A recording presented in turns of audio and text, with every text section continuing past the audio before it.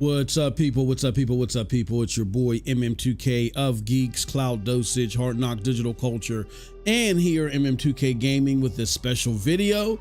We wanted to take this time to remind everybody that our $70 PlayStation Network point giveaway is still active.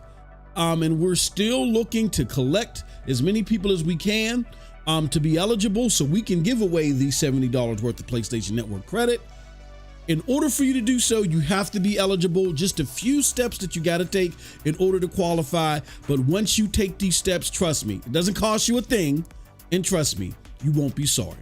So first and foremost, what I want to do is I want to direct you to the actual tweet that'll give you the directions. And we're going to follow the tweet step by step so you guys can understand what's going on, how this works, and all that other great stuff, right? All right, so let's do this. Okay, so let's show you the tweet. And the tweet is here. It says Final Fantasy VII Rebirth launch giveaway. We're doing a giveaway for $70 USD value towards PlayStation Network credit in celebration of Final Fantasy VII, Stellarblade, and other PlayStation 5 early 2024 bangers. To be eligible, the first thing you're going to want to do is click on this link and make sure you're subscribed to MM2K Gaming Streams. Then secondly, you're going to want to subscribe via this link in subscribe number 2 to MM2K Gaming News. Then you're going to join the Discord, okay? And the link to the Discord is here. And then what you're going to do is after you do those 3 things, watch our Final Fantasy VII Rebirth streams and soon more Stellarblade streams while we're still trying to collect as many eligible players as possible. And watch those streams via YouTube to get a special passcode. What you're going to do is enter that passcode in the Discord giveaway thread. There's a link to that thread in there. You'll see it once you join the Discord giveaway when you go to our giveaway section. But if you want a direct link to the thread, it'll take you right there. So I'm going to walk through all these steps with you. Okay. All right. So let's do it. First and foremost, I'm going to join at the MM2K Gaming Streams. I click on that link. It takes me to MM2K Gaming Streams. Oh, guess what? I'm already subscribed. But if you're not, hit that subscribe button, okay? Okay. Now you can go back to the tweet and go click on MM2K Gaming News. It'll take you there. Oh, that's the channel that we are right now. So there isn't a subscribe button, but if this was another channel like your channel, you would see a button to subscribe. Click that subscribe button there like we did for MM2K Gaming Streams, all right? Once you do that, then you're going to want to join the Discord, okay? So if you click on the Discord link, it'll take you to our GEiX Discord where you just got to go through some preliminary things. You got to, say which platforms you want to, be part of, the content, stuff like that. That's because this Discord is being built to cater to your gaming experience, right? So once you just go through a couple of quick, short questions, you'll get added to the Discord, and this is our Discord right here, okay? Now, once you do that, you want to go to one of our Final Fantasy VII Rebirth streams that are active during the time of this recording, or we're going to soon be playing Stellarblade once that releases, right? You'll go to one of those streams like right here. Now, right here, I don't have the code, so you can't cheat.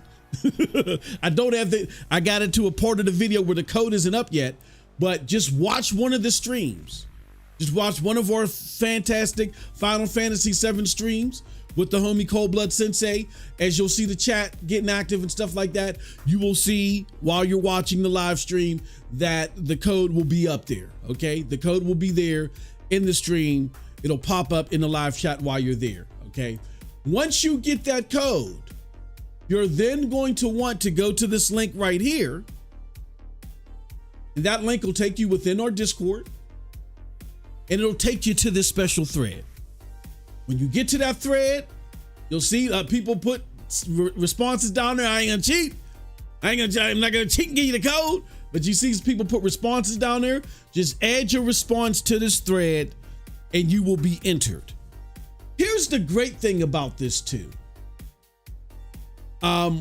If you go ahead and share this on social media, you will get an additional entry. So you'll get, sorry about that. You'll get a leg up on the competition. You'll get an additional entry.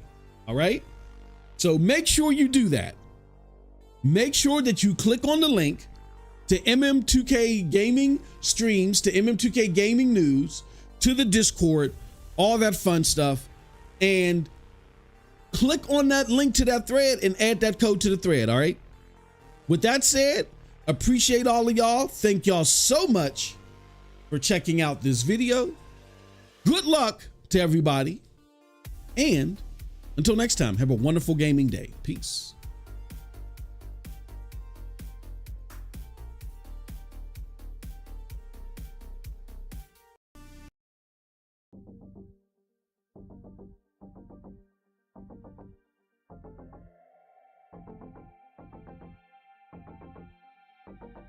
What's up, people? What's up, people? It is your boy MM2K back again with your other host. I can't talk. Cold Blood Sensei. Cold Blood, how you doing today, man? My name is Helman Holst. What's up? yeah. Hurst, Holst, Host. I was calling you everything under the sun. Oh man. Hello, what's up, people? Yeah, we had another Foamy Friday. Check that out. We're gonna check it out on Twitch.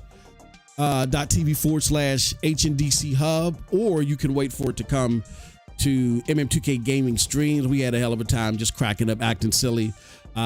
Cold Blood this time was under the gun. He had to play Ghost Recon Breakpoint. You know how much he hates Ubisoft games. You know how much he hates Ghost Recon Breakpoint. So that was his suffer stream for the day. So definitely check that one out when you get the chance, when it becomes available here on YouTube as well. What I hate is their PS4 and PS5 era games, bro. Those are dog shit. Hold on, let me send this out. Yeah, hey everybody, do us a huge favor as you're coming in, hit that like button. All right, if you haven't already, hit that subscribe button. Come and check us out. We're about to do. Hold on, what is this? Let me just make sure they. Okay. For some reason, it had a picture of me going into the Discord or whatever. That was weird. But we are here for another episode of NRO Podcast. Again, this is episode 59, where we're going to be talking about PlayStation 5 dominating the quarter one of gaming in 2024. We're going to be talking about Starfield's update and the backlash with that. Oh, I need to edit that. And last but certainly not least, where Cold Blood said, Moss, I'm going to take the mic and I need you to shut the hell up. We're going to be talking about. I did not say that. Well, you know, I gotta make you sound more devious and more rigid to make myself seem innocent. Yeah, but no, Cold Blood and we both do. We got a lot to say. We said a lot in the pre-show discussion about this damn controversy, quote unquote, regarding Helldivers 2 in the PC community. Supposedly they're what do you call that? They're review bombing the game now because they're mad about PlayStation networks needed, IDs needed in order to play the game after a certain date. So we're going to talk about all that. But before we get into all that, let's pay the bills and let's talk about our giveaway, which I think is a good time now to talk about some of the new things we're going to do with the giveaway. So as you guys know, we've been trying to do a $70 giveaway for a while now.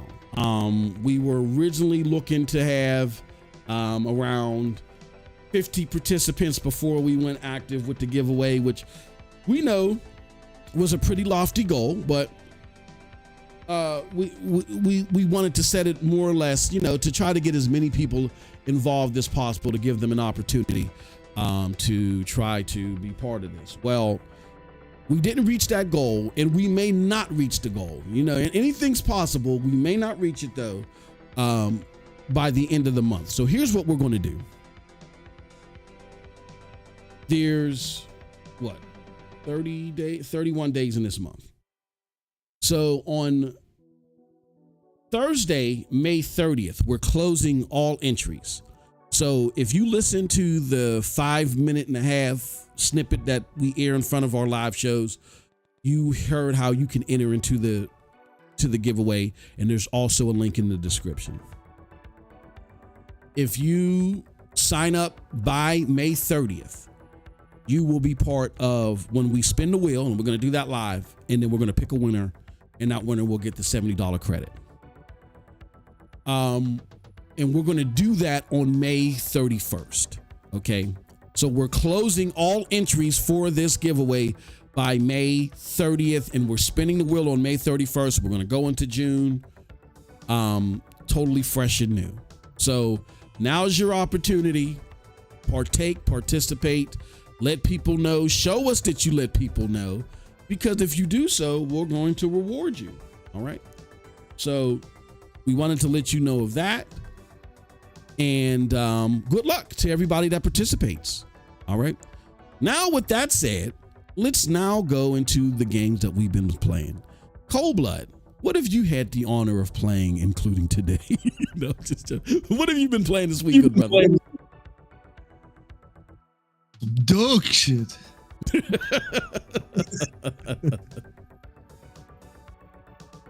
I mean, if you like games that are inherently fucking flawed, Ghost Recon Breakpoint is your game.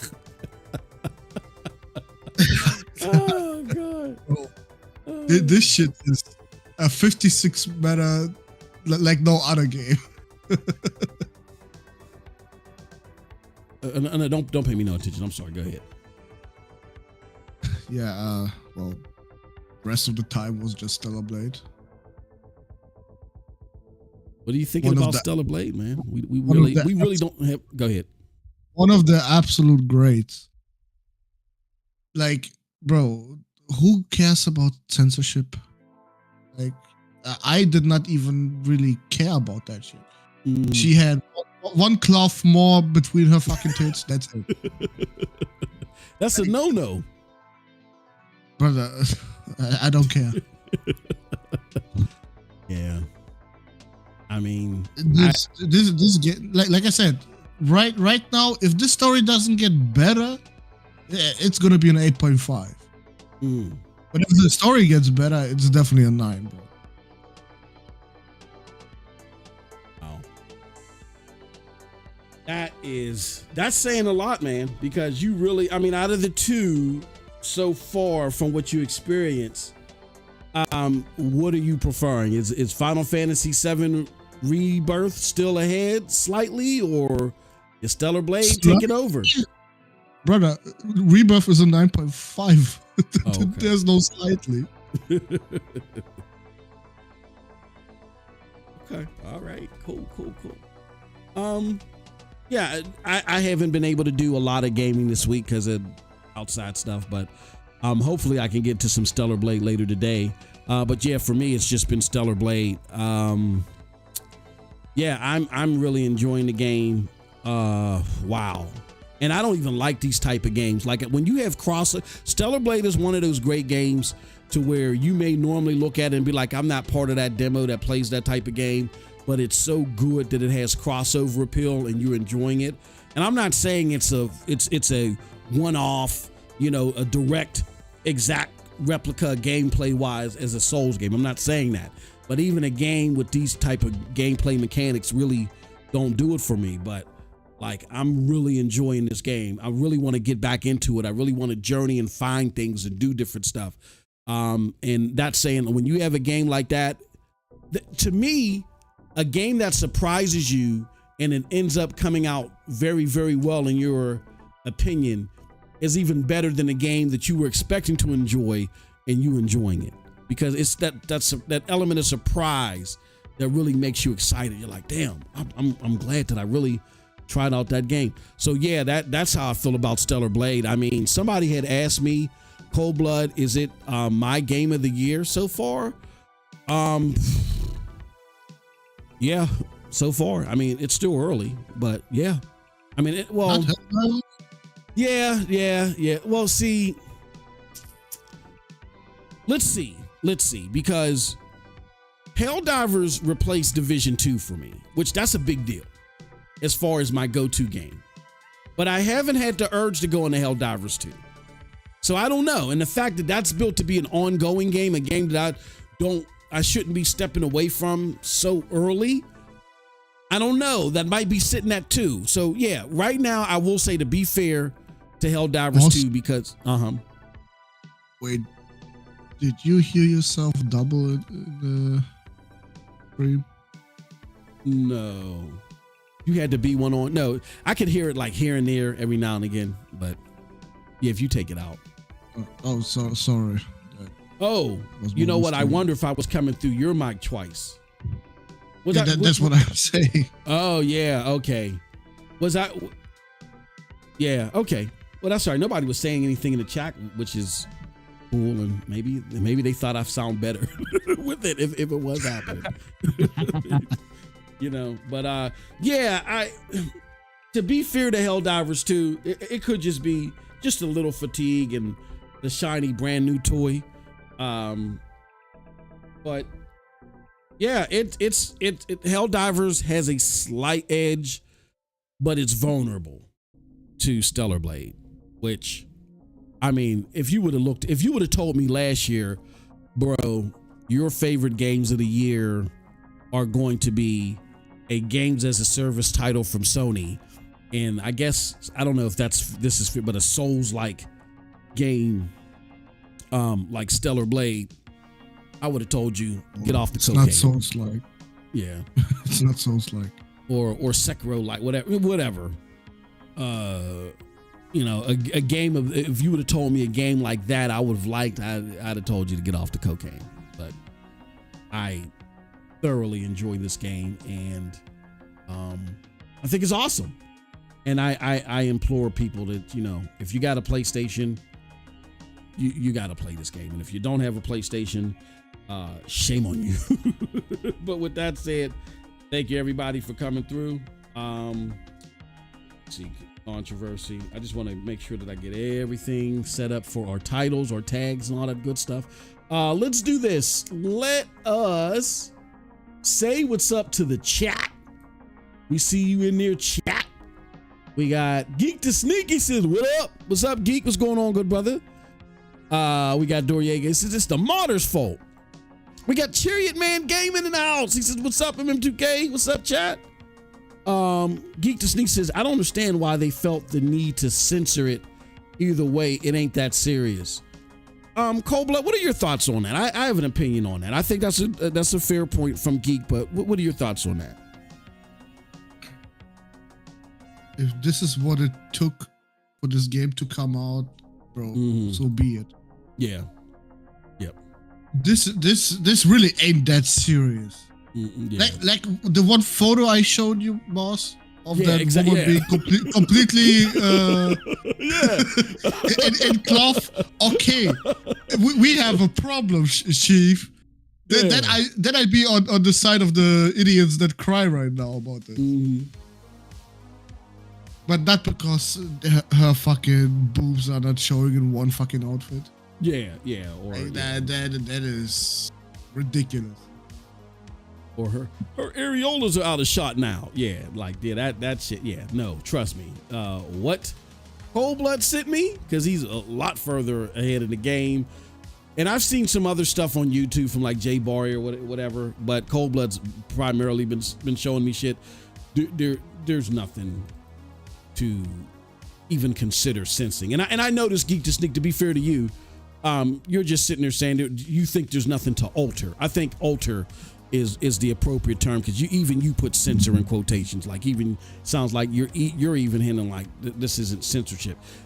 They altered, in my opinion, they altered it because, like Cold Blood said, if this was going to push the game out in as many regions as possible globally, and for them to take full advantage of their game and behind the PlayStation wheel and power, I'm all for them doing what they need to do while still capturing the essence of what they, the sex appeal or whatever it is that they wanted the character to have. I don't think they compromised that at all. You know what I'm saying? they alter some things, or did they make some things less sexy? Yeah, but it's still sexy. You know what I'm saying? Like if I'm walking down the street, fucking, birthday suit, and then you're like, hold on, put some clothes on. You're inappropriately out here, and I just go cover a nutsack. That's not, that doesn't fix the problem. You know what I'm saying? So in the same vein, trust me, there's still, like Cold Blood sent me a shot the other day. We were just howling. There's enough jiggling and wiggling happening to where the essence, the sexy essence of this character is still intact, I feel. So, but that's just my 2 cents. But no, I think fair question. Chariot Man Gaming says, I need to try Stellarblade. Yeah, Chariot, you do, brother. You do. You know what I'm saying? He says, because the character was showing her breasts, give me a break. Yeah. I know. With that said, I think we can get into our honorable mentions. Let's talk about some honorable mention topics that we have up here. First and foremost, let me put this up here on the screen. Let me put this up here on the screens here. Let's do this. Full video. Full web. So we got this from Take-Two. Take-Two reportedly shuts down Roll 7. And no, I don't want any notifications from you. Roll 7 and Intercept Games private division suffers layoffs. And the publisher seems to be cutting a shit ton of AA games. Games that have been critically acclaimed, like Ollie Ollie and some other ones. And as you know, Private Division were the main ones responsible for publishing Outer Worlds before Microsoft snagged them up. Now, there's supposed to be an Outer Worlds 2 in the works. I don't know if it's being published by Microsoft, probably. But a lot of these critically acclaimed games, and I think, and I'm not 100% sure, Risk of Rain. No. Risk of Rain, was that published by Take-Two or is that no, Risk of Rain is now Embracer. It got transferred when Gearbox got bought. So Risk of Rain didn't get affected by this, but other, AA titles got affected. Reason why we're bringing this up is because not only with this, and I'm actually going to be mixing and matching two honorable mentions, is that not only did you have Private Division being drastically cut where most of the people are now gone, they say, out of the one location, but then you have this. Investors have reacted positively to Square Enix's decision to take a $140 million content disposal loss, as was announced yesterday. Rumor has it that Japanese firm is pivoting to a heavy focus on major AAA releases and fewer single A and AA releases, similar to what Capcom does, right? So my question for Cold Blood, just initially as we're doing this in the honorable mentions, is I don't know if you agree with this opinion of mine, but I think that this shows that the whole narrative that, AAA games are dying and everything's going to be AA, that's proven to be debunked to me. I mean, it was hogwash anyway, but I think it's going to be debunked. Do you agree with that or disagree with that, Cold Blood? If you exclude Ubisoft, yes, I agree. Dude. Yeah, it's an insider. Y'all gotta watch the stream in order. Go ahead, brother. Shit. Yeah, that's what I said. When you exclude Ubisoft's AAA, I'm glad if they all focus on AAA, but fucking Ubisoft needs to major restructure over there, like heavily. Oh shoot! Oh my god! You have to watch the stream to notice that. But yeah, I'm just saying in general, as far as game developers pursuing AAA games, I'm glad they do so. Yeah. Do you think that the industry. It's just as a unfair whole. because actually Square Enix's more smaller titles are fucking fun. Yeah. That's why it's kind of sad they didn't do the numbers they should have. Yeah, I agree. But I also understand, like, I mean, not everybody likes those type of games. Yeah. So they're going after the absolute mainstream now, which is whatever. So be it. Yep. Totally agree. Yep. I agree with Not Your Mother. Absolutely. Let me see. What did Not Your Mother? Hey, Not Your Mother in the house. He says Ubisoft needs to go the way of the dodo bird. I'm Not Your Mother. I was about to say, hold on, don't you like? But that's Silverback that likes Division 2. Yeah, I think we talked about this a lot yesterday and had a fun yesterday talking about this. I think Ubisoft's problem is their delivery of their product, and yeah, there's elements to where they need to stop regurgitating the same old shit. Idealistically, now he pops up. Yeah, see, Sean, I knew you like Ubisoft. F you too, brother. Yeah, I think they need to, first and foremost, I think they need to repurpose what they have, because they even with them regurgitating and bloating a lot of things, they still have seen success, even in areas where me, the biggest Ubisoft fan, I don't even see how they're seeing success. I often talk about Assassin's Creed Valhalla. I just can't believe the numbers that game is making. That being said, wait, what was the numbers of Skull and Bones and Avatar? I have no idea, but those are on the lower end, definitely. Yeah, Skull and Bones and Avatar, they're bad. Point made. The quadruple A game from Ubisoft is not even being talked about anymore. Yeah, it literally just came out. They definitely hit lows with those games, but I mean, that doesn't. I don't think that speaks to their entire catalog. They have games that gamers are positive about. It's just that. What about Assassin's Creed Mirage? I don't follow Assassin's Creed, so I don't know. I wouldn't even be able to tell you. But you followed Valhalla because I followed Valhalla because I played Odyssey. Yeah, because it made numbers. No, I followed. No, I like Odyssey. Odyssey was my game of the year when it came out in 2018 or 19. That was my game of the year, was Odyssey. So that's why I followed Valhalla, because it seemed like that Valhalla was just going to be a Viking version of Odyssey, and Valhalla's just too bloated for me. Okay, I got it. But yeah, when they said that Mirage was more like a baseline Assassin's Creed game, I tuned out, because I don't do those.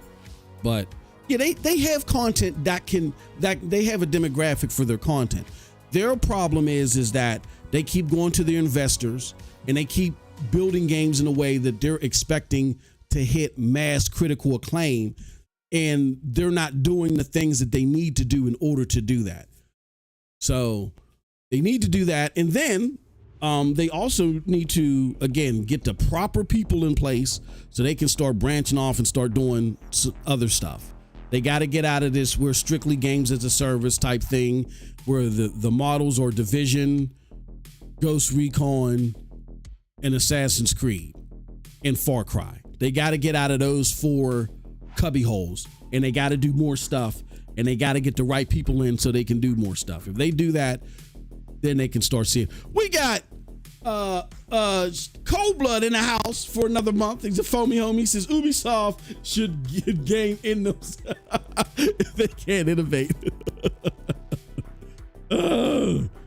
Yeah, we got Sean in here. Hey, Sean, I know they be hating on that Ubisoft, man. We got Ice Queen Gaming in the house. She says, hi, I'm having one of those days today, but apart from that, fine. Oh, I hope your day gets better, Ice Queen. Like, I'm looking forward to them fumbling. Yeah, to me, they've already fumbled that, bro. X-Defying is done. I'm tuned out of that. They tuned me out a long time ago. And there goes Cold Blood's comment. Okay, all right. So, yeah, so AAA games, I think, are good. AAA games are safe. This narrative, Cold Blood, that AAA games were in danger were only a byproduct of Xbox talking like AAA games just aren't sustainable and them not making good business sense. These two stories just contradict what Phil Spencer said. Totally. There's even a third one with Rise of Ronin, which, we talked about this yesterday. You really don't want to call that a AAA game, but they're saying in their words that they're going to explore, they're going to start exploring AAA experiences, right? Everybody who's like, look, we're having a problem and we got to change from this problem is saying the answer for us is getting more into AAA games.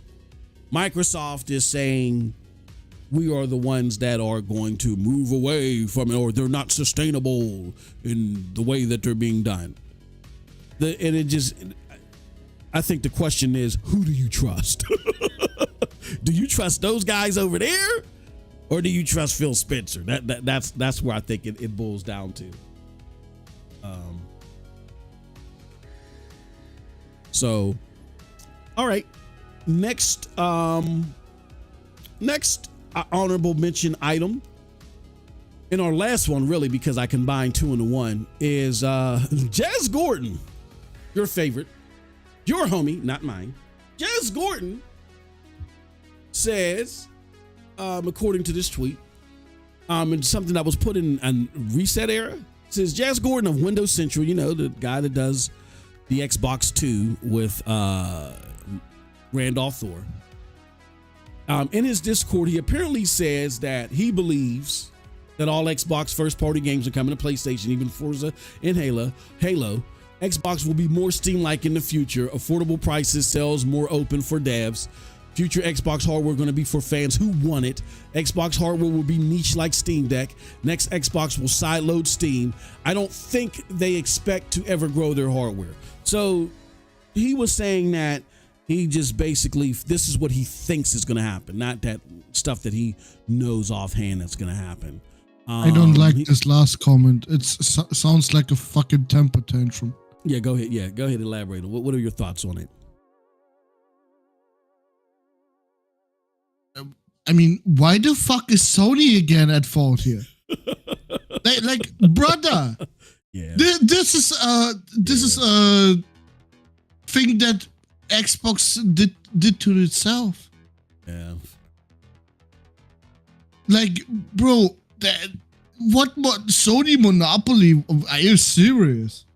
Who the fuck bought Bethesda and Activision in the span of fucking 3 years? Like, is he fucking serious? Sony monopoly, bro. Yeah, it's been a monopoly for 10 years if we're being real. Yeah. Because that's the only place you got fucking good games. Games, you got games. Yeah, exactly. Yeah. yeah. It's Jazz, bro. And you don't get any more hyperbolic than Jazz. I mean, at times when this is Jazz's cycle,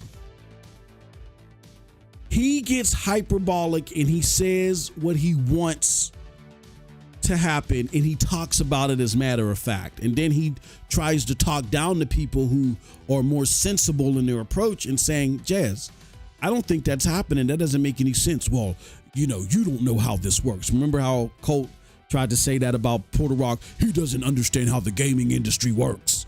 Meanwhile, Microsoft just threw his ass under the bus quicker than you could say, be nice. So Jazz has this tendency of being hyperbolic, talking down to people who challenge what he's saying because it doesn't match what's happening. And then when they end up being right, then he goes on the other side of the fence, then starts clarifying things and saying things that he should have said from the beginning. But like you said, Cold Blood, at the very end, he always ties it back to it's Sony's fault. Was it Sony's fault when Xbox had the monopoly on Call of Duty before they purchased them? Was it their fault when they were sitting there paying all that money for skins and extra shit that other people couldn't get? Was it their fault? No. PlayStation just said, oh, that's how you want to play the game? okay, I guess we got to play the game. And what happened was with Donnie D and company, they focused so much on the multimedia aspects of Xbox because they thought they had beat PlayStation in an arrogant fashion. They did. That PlayStation slowly crept up, learned what it was that they were doing to get a leg up and be competitive, and just did it better. That's it. That is not PlayStation's fault. Shout out for the, thank you for Geek to Sneak for becoming another member for another month. Let's see what Geek to Sneak says. He says, what y'all playing tonight? I think I'm going to get back into God of War Ragnarok. What you playing tonight, Cold Blood? I think we know the answer to that, but unfortunately, nothing. Oh, okay. Because I have work tomorrow. Oh shit. Yeah. Well, unfortunately, nothing for Cold Blood. If I can squeeze out some time from when my wife comes home and complains to me about work, and then there's some other things I have to do. I told Cold Blood, yes, I ain't gonna mention it here because they might actually be listening, but something funny happened yesterday that I got to clear up with my business partner. Yeah, if I can take care of that business in enough time, I might do a late night stream of Stellarblade here for you guys. My daughter's graduating from, she got her medical certificate to work and do surgeries and stuff like that. I don't ask me what the frick it is. I have no idea. I just know she's graduating tomorrow. We'll be there at the ceremony, so I got to get up early because her ceremony's early as hell. And then I don't know what we're doing after. I don't know if we're going out for dinner. She's coming to the house, and she's gonna like, Dad, you know, you don't love your daughter anymore. Be down here. I don't know what the hell's gonna happen. So we're gonna see if the family's gonna force me away from my gaming system tomorrow, or if I can squeeze some time in. So that's what we'll be doing. You know what I mean? But thank you for asking, good brother. One last thing that I not your mother says, Jazz is a shill. Yeah, hey, dude. I don't even want to get into that dude. I could forever. He hated on Z. He tried to do some bullshit. We smacked him down. It's just he's a special case, and he's always trying to blame Xbox. Blame PlayStation. No, it's Phil. It's his strategy. It failed. Deal with it. Period. All right. With that said, that was our honorable mentions. Now let's get into the live show. What I don't understand about one of these points is when he says, I don't think they expect to ever grow in hardware. Then why the fuck are they making new hardware? Yeah. Explain that, please. Because that sounds like you're proving yourself wrong. Literally. I think what he's trying to allude is they're going to give it a good old try, but they don't expect to be successful. What business tries shit that they don't think they can succeed? Like, what? It just doesn't make sense. Microsoft money. Yeah. If you got the Microsoft money, you can try. Yeah, just waste the investors' money. But succeed is something that has to be earned, and they are not succeeding whatsoever in gaming right now. I agree, totally. They do not. They just, for the type of gaming. Like, I'm not going to say that Microsoft will never see success. Who knows? I don't know. I don't fucking know. They could find something. I don't know. They could come up with the next. What were you gonna say? If Activision gets their act together, maybe. Yeah. But like I said, then don't call it Xbox no more. Actibox. The Blizzard box. Yeah, we call it Blizzard box. Yeah, let's be real here. Yeah, King box. King box. King box. Yeah, that would fit because what didn't Phil say? Hey, I'd rather get in a mobile. Console gaming is a Polaroid. That Jakey motherfucker. I mean, y'all love that dude, man. I came into this game cold blood, not trusting that dude. I don't know what y'all affinity is for that Jakey motherfucker, man. Shout out to Phil Spencer, man. Love you, brother. But you's a Jakey mofo, man. Actually, why do black men love him so much? Can you explain that to me? What's dude's name, man? Fucking Pastor. Pastor said because he made the Series S for black people, I could have drop kicked him in his bottom jaw when he said that dumb shit. Fuck is wrong with you? Better go check that water over there for malaria, motherfucker. Nobody, Phil ain't make shit for me. Fuck out of here. Drop kick that motherfucker, that long ass bottom jaw is. What's wrong with him, man? Phil made the Xbox for black people. Man, shit. Anyway, I'm sorry, y'all. I'm sorry, we gotta get back. Oh, no. Yeah. Fuck wrong with you, Pastor? Lost your goddamn mind. Phil made the. He made the. All right, we go from that one. And if y'all know what I'm talking about, check out the homie Next Gen 720. Hilarious content that you can't go wrong listening to him. Check him out and listen to the crazy antics of Pastor, who's an Xbox groupie. Yeah, he said that crazy. He's a Switch lover. Oh, he's a Switch lover now? Oh, okay. He was always. Oh, what? Oh, was he? Oh, okay. Yeah, but I think he got exposed that he got none of those systems. Yeah, you gotta watch if you don't watch Next Gen 720 content, you're gonna be looking at it like, what you talking about? Xbox for he made Series S for black people. What are you talking about? Yeah, you gotta watch Next Gen 720's content. It's hilarious. All right, so those are our honorable mentions. I think now we can get into our main topics, which let's start off light. You know, before we get to the big cookie. PlayStation 5 dominance, man. PlayStation 5, simply put, has had a superior offering of critically acclaimed content versus their peers. Look, Stellarblade, Final Fantasy VII Rebirth, Grand Blue Fantasy, Last of Us 2 Remake, or whatever they call that. Even Rise of the Ronin, though, caused some sticker shock or some sticker grief for people like Cold Blood and I. Even people are saying that game is the shit. They're enjoying it. It's doing well in Japan, and it's up there. What was it, like number 7 or some shit on NPD? You know what I'm saying? So for it being on a singular platform, that's not bad. PlayStation games are just getting great reception from everybody. And they've been dominating NPD. They're dominating the UK charts, the GFR and GSD charts. And even in Japan, like I said, Rise of Ronin is doing quite well.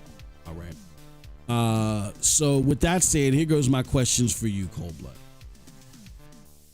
We were told last year that Sony didn't have first-party games. And because they didn't have any first-party games that they advertised or listed coming out for the year, that none of these second-party games mattered. It was a bust of a year for PlayStation, and everybody else was doing so much better. What do you think about that statement, Cold Blood? And I'm going to answer this phone call. It's just going to be 30 seconds. But give us your thoughts on people who said this year was going to be trash for Sony because they didn't have any first-party games. Well, it's quite simple, actually. Because everybody was thinking that Helldivers is going to be a fucking joke. Final Fantasy VII Rebirth is not a first-party game. And Stellarblade is just going to be another 70 Metacritic game. Like, they've been trying their hardest to make everybody believe 2024 is a complete joke for PlayStation. But come to find out, PlayStation is the only one doing fucking good right now. Mm-hmm. Everyone else is the real joke here. Like Princess Peach. Are you serious? That is your heavy hitter for 2024, bro. Bro. Oh man. And well, Xbox had nothing, so they're the real clowns. Yeah. Surprise. Yeah. Hey, what Xbox? Indiana Jones and his scrolling eye. That doesn't look like a AAA thing. You're right. Let me I want to say this. I want to clarify this for the Nintendoids out there. I rarely talk about Nintendo because I don't. Sean, you better not start that. You better not start that right now.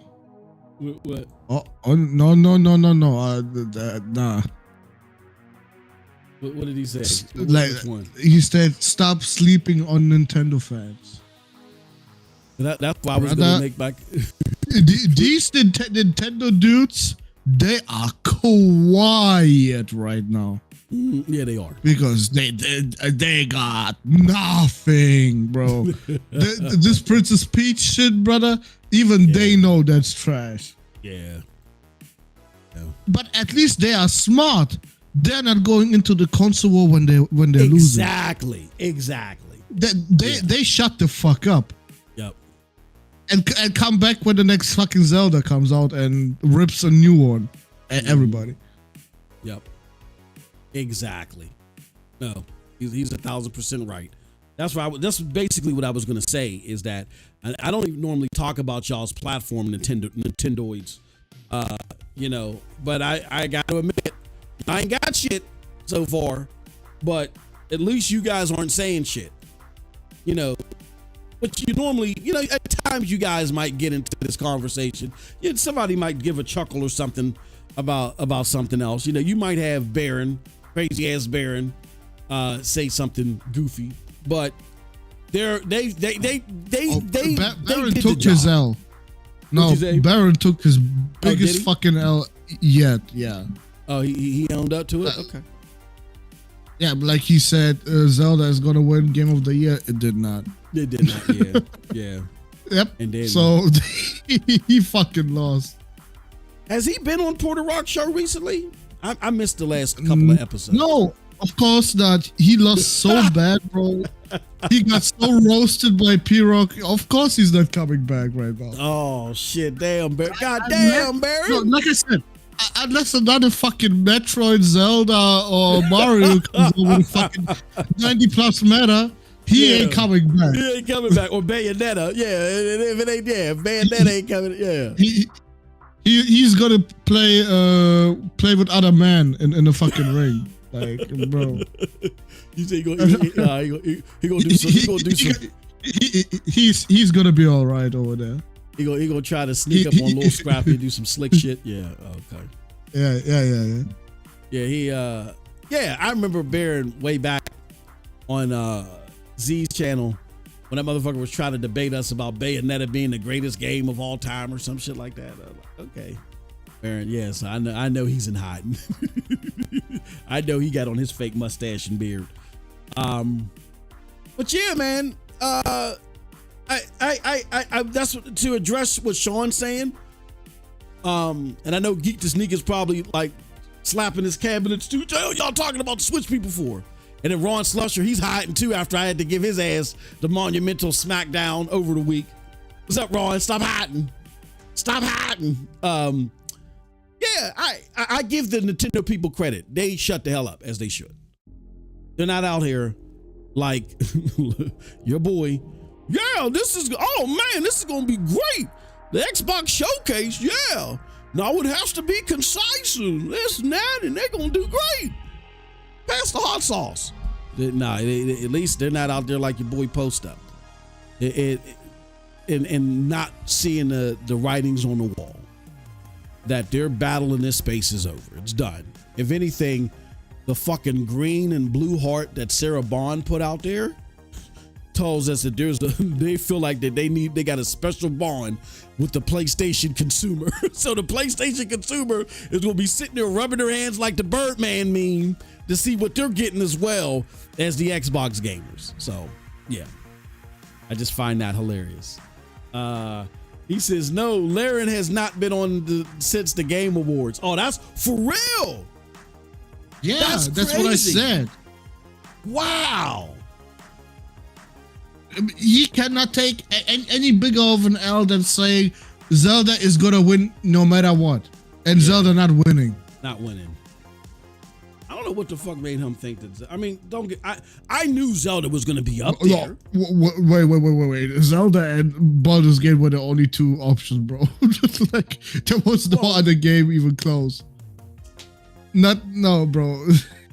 A 95 and a 96, brother. Like, I thought Alan Wake was. Nah, I thought it was a 91 or something. Or 90, I think. Yeah, I thought it was. It was about the same level as Spider-Man 2, bro. Well, no. I'm not saying based upon not from quality. Yeah, I'm not saying based upon quality. Like as far as I could see, and this is coming from someone who loved Alan Wake 1. I just, from what I saw from Alan Wake 2, I didn't understand it. And from what I've heard about Alan Wake 2 from people that actually like the game and play it, I didn't understand its acclaim. Maybe I got to play it, to be fair. So from a quality perspective, I'm not saying that it deserved to be up there better than it, because I don't know. I didn't play that or the Zelda game. What I can tell you, though, is that I was hearing so much hoopla from people about Alan Wake 2. I just thought those were the two front runners. Like, no. Yeah. Bro, so. Alan Wake 2 did not even get its money back yet. Bro, there's no real hype for this game. With the critics there were, but with the gamers, no. Absolutely not. Absolutely not. But we got to understand. Wait. I got to address Sean here. Dude, I was the one saying I would probably vote for Zelda myself as Game of the Year last year. Mm-hmm. What are you talking about? Yeah, I didn't say anything bad about the game. I'm talking about, because look, I'm not talking about the gamer's choice. I'm talking about these motherfuckers that vote on this shit. Like you understand that the journos and the critics, they don't always simulate what we think about games. I'm not doubting Zelda's quality. I mean, it's 30 frames per second, but I won't touch that. Now, I'm not doubting Zelda's quality. It's not for me. I'm just saying from what I was hearing from the journos and shit and how they were talking and how they were just getting all creamy knuckled about Alan Wake 2. I just thought that they just what's that meme where dude's holding a girlfriend's hand and the other girl walked by and shit and he stared at her going, ooh. That's what it felt like, bro. To me. They were doing the Zelda for Alan Wake 2. No. If there's a Nintendo game up there that is the same meta score or just a bit higher, forget it. No game that is lower than that is gonna win that year. It's impossible. Like if Baron wasn't a dumbass and bet on Baldur's Gate, he would have won easily. Yeah. But he was a dumbass. Yeah. He voted for Zelda. What's up, Juice? Good to see you in the chat, brother. The game got a lot of praise, but Baldur's Gate got so much more praise. Yeah. He should have seen it immediately, but nah, he had to be a fanboy. On him. Sorry, Baron. Damn, Baron, you ducked out. You ducked the fade like that. Come on, man. Baron, you used to turning your mic up to 35 and just screaming over everybody. Ah, you know, like the wrestler you are. Doing, brother. He still does. But he takes the L every single time, bro. Yeah. It's hard. It's hard. And then instead of admitting that he was wrong, nah, he just fucking disappeared for a year. Yeah. or does his own solo shit. on his channel. See, people like Baron, Porter Rock, Z, I'll say even Thrash, even though he comes at the tail end of that. And then I'm a student of it. We are going to battle you on points in topics and in subjects. Excuse me. That's how we're going to battle you, and that's how we're going to try to win our debate with you. These new motherfuckers, what they try to do is they just simply try to insult you. They try to twist and lie what you say and then try to make you sound stupid and they call that salt content. They try to come up with a clever way to make you sound stupid regardless of what you're talking about and the fact that they can't excuse what they're talking about. And those are the people that the Xbox community are flocking to. Oh yeah. Actually, me first, please. Yeah, you're absolutely right. How the fuck is a Nintendo fanboy capping for the Xbox? Exactly, yeah. Because it's Sony hate. Sony hate is so predominant. But it makes no sense, bro. As a Nintendo player, the only other console you should like is the PlayStation. Because liking the Xbox is like an antithesis, bro, of why you like the Nintendo Switch. But the thought process is the enemy of my enemy is my friend, which I think is silly. It's stupid, but that's their thought process. Look for the oh shit. Thank you, Not Your Mother, for the 5 gifted. Oh, thank you, Not Your Mother. Appreciate it. Thank you so much. It's always the same people that get the gifted. They be lurking getting their gifted. Wait. Actually, who's Chris Coleman? I don't know. But congrats to them. Hey, hopefully we get more people that we don't recognize checking out the content. Shout out to you, Chris. Congratulations. I hope you didn't run him off. Oh shit, he wasn't supposed to see me. It's just me first to stake you. I appreciate it. Thank you. Yeah, you do deserve it. Me first. Thank you. Appreciate it. But yeah, man. But what I wanted to know is, Not Your Mother, why aren't you a member actually? Who, me? I don't think I can become a member. Oh, Not Your Mother. He doesn't want to be a member. Remember, we was trying to get him access to the Discord. He's just a giver at heart. I can dig it. I can dig it, Not Your Mother. Okay. Thank you very much for that. Appreciate it. Weird, but I guess. No, there's plenty of people that they ain't weird, man. There's just givers out here. They've been blessed and fortunate enough to be able to give, and they don't want nothing in return. I can dig it. I'm sorry, but yeah, you were saying something about Baron and Acidon being an Xbox fanboy. It's Acidon being an Xbox fanboy. Absolutely. He's waiting for Sean to gift him one. Sean, you heard that? Oh shit! Sean drinking pina coladas and dancing in hula hoop line. Sean's on vacation. He ain't thinking about us today.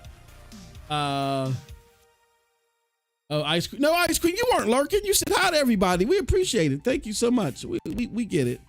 We hope that the stress. I hope me and Cold Blood cursing out Xbox, talking our stuff relieves the stress. No, we're sending you positive vibes. We hope everything is better. He said after my trip. Yeah, Sean ain't thinking about us. He's sitting there throwing shrimps out of his cocktail and catching them throwing them up in the sky and catching them in his mouth. Man, he ain't thinking about us. He's staring at some boobies, trying to make sure the wife ain't nowhere around. He's staring at some boobies like they Stellarblades. He ain't thinking about it.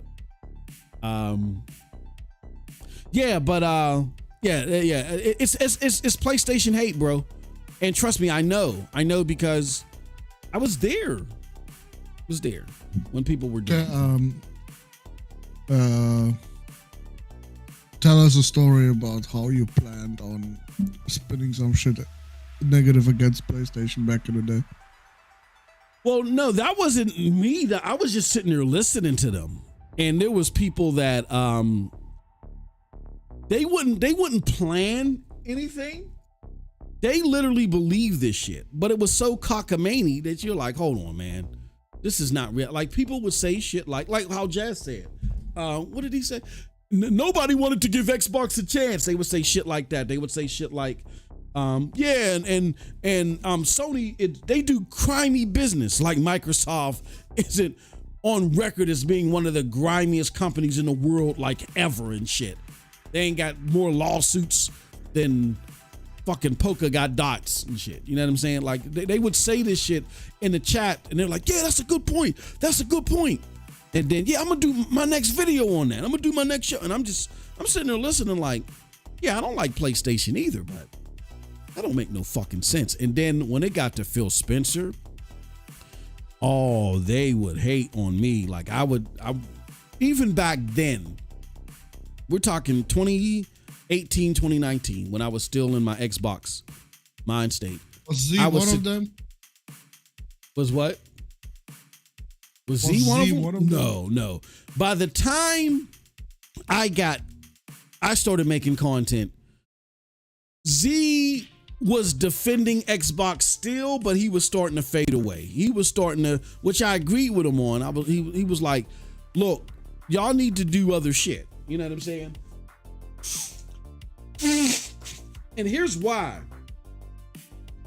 And it kind of doubles back to what we were talking about yesterday too.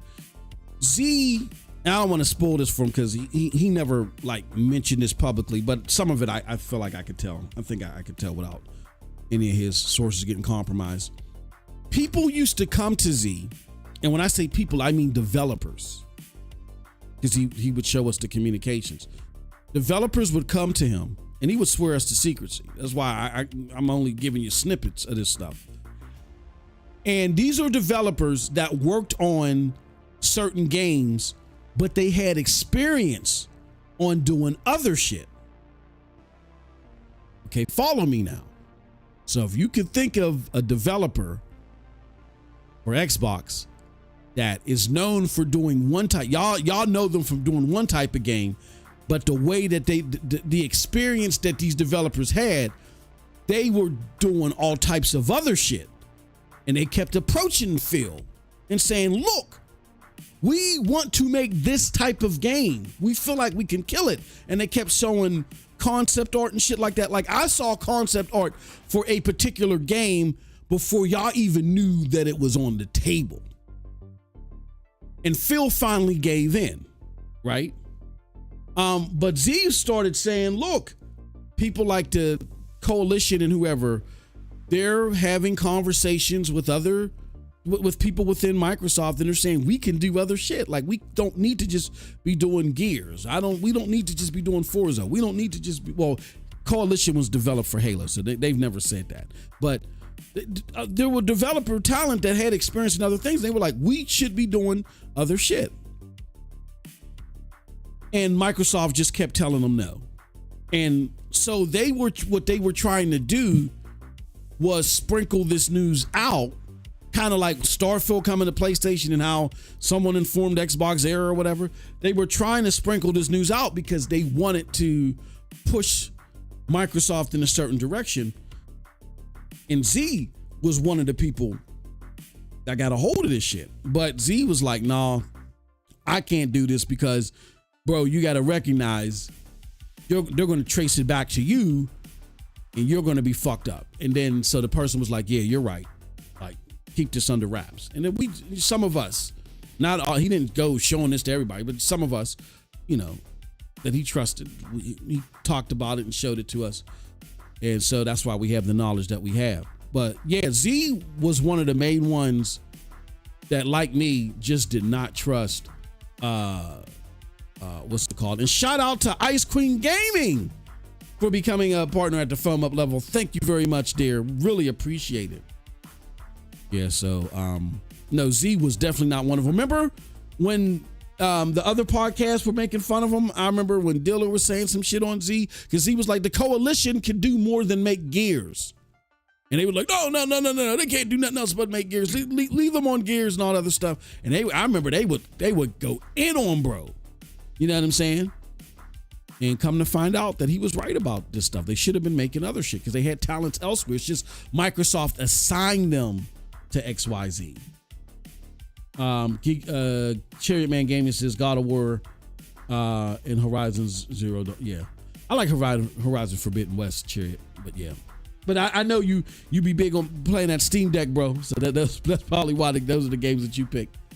But yeah, man, they were crazy with that shit. And Z was one of the only other people who, like me, was like, yeah, they need to take it back to the essence and do the stuff that they're, you know, expand their horizons.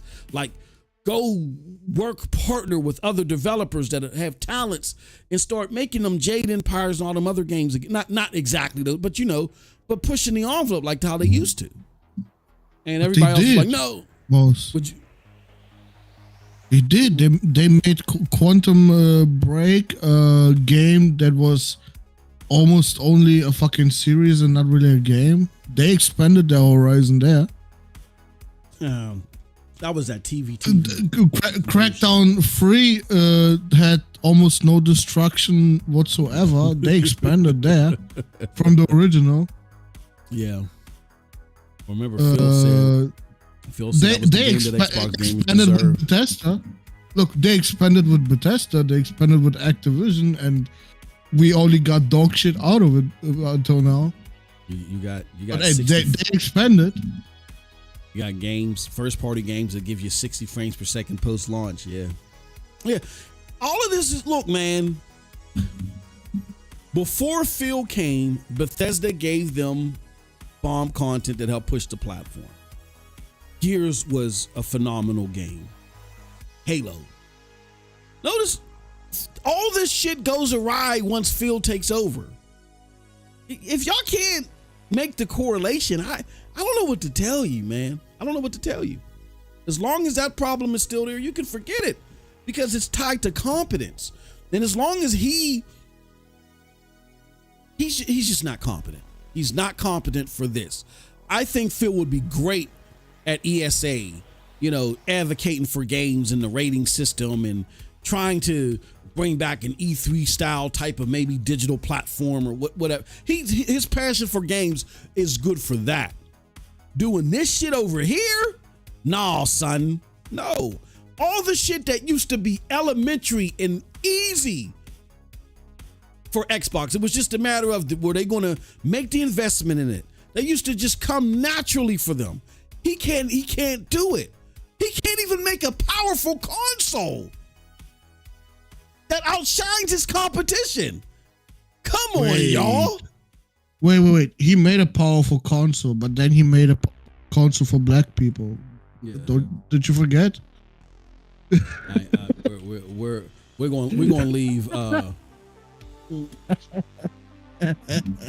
going to leave pastors ridiculous. For those of y'all that don't know, he's quoting Pastor from Z's part. We're going to leave quoting Pastor's crazy ass comments, to ridiculous ass shit that he said.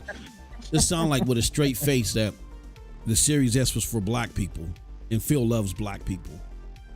Yeah, we're going to let him. We're going to let him breathe with that crazy, ridiculous ass comment. Phil is just not in tune with AAA products and services. He just doesn't get it. He's not the right person to be there if that's what you're looking for. If you're looking for a AAA, if you were an Xbox 360 person or an OG Xbox person, and what Xbox represented then, that swagger, that type of output, if that's what you're looking for now, and you're kind of at angst, you find yourself defending them more than commemorating them, right?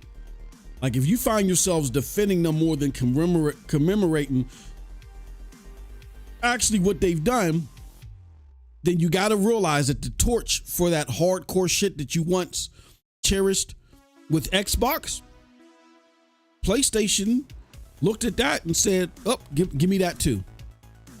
Give me that too. Now they got games as a service title. When was the last time that Xbox had an action games as a service title that dominated the way that fucking Helldivers 2 is doing. This is an Xbox. This should be an Xbox. Wait, Redfall dominates, but in the other direction. In the, how little can you have of a play page? Oh my god, there's literally more of y'all in the chat right now that's probably playing that game on Steam. Hold on. There's literally more of y'all in the chat than playing that game on Steam. Hold on one second. Cobla, can you let the people think what you think about let's see here. What do you think about again, it's been extremely dry for Nintendo and Xbox, particularly on the Xbox side with the port begging and their and you know what I'm saying, them saying that exclusives suck.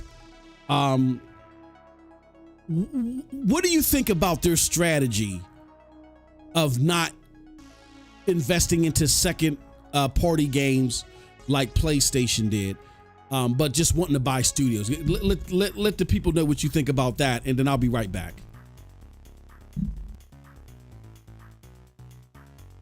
Why the fuck does he make me do this?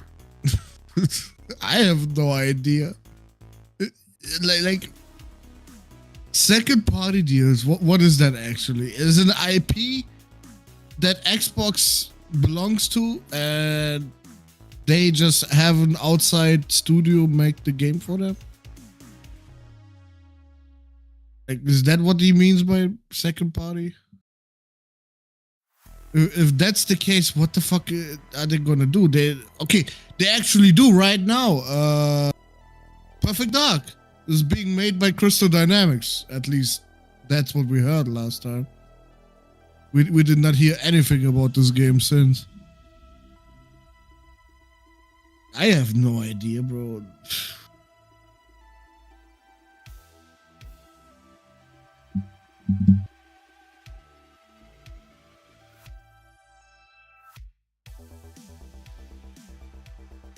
So what? They're gonna try to make another Halo, but Free for Free Industries is not the one. Not the one developing it. Like, what the fuck is that bullshit? Or they tried it. I guess they tried it with Gears Tactics. Someone else made that, but nobody cared about that game. And it was an exclusive on PC at first, which is an even bigger fuck you. What game is that? Gears Tactics. Oh yeah. Oh god. Like, bro, you make it exclusive on PC first, bro. Xbox is the one dying for fucking content, but now you're putting shit on PC. Yeah, bruh. Yeah. Like, it's one thing to say. Go ahead. No, but look, that is one example of a second party deal. Mm-hmm. But it's completely the wrong approach. Mm-hmm. Like I said, who else is gonna make Halo? Yeah. What? They're gonna put fucking EA on it? Instead of, like we see right now, Battlefield, they're gonna make Halo. They're gonna say fuck off. That franchise is dead. Yeah. I think this is what I think. I think, to your point earlier about Activision, like maybe making Xbox successful out of all this, I think that's who they lean on. Like, maybe they try one more time with Halo. If it doesn't work, 343 is gone. They're done. I feel like, yeah, I feel like Coalition, they trust, because Coalition has a lot of experience with Unreal Engine 5. I think they stay on. Yeah, the Bethesda teams, they're going to cut them. You know, I feel like they're going to start seeing some significant cuts. Like, if they can't completely steer it around with Starfield, and if they don't drop something else outside of the Todd Howard games that really like perk up the revenue stream there, you're going to see drastic cuts there. Outside of that, all of the other, like I know there's like what is it, 22 studios or 29 or 58 out of Obsidian and fucking Coalition and whatever remains of the Bethesda teams. I really don't see anybody else surviving. Like We Happy Few developer, what are they doing? And what's that other guy? The Psychonauts dude, the dude that does Psychonauts, or not Psychonauts? Is it Psychonauts that he do? Tim Schafer or something like that, or Schaffer? I don't know if the Psychonauts is the game.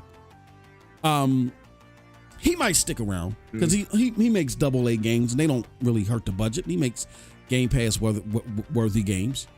But outside of those three studios, all their other legacy Xbox studios are going to go the way of the dodo bird.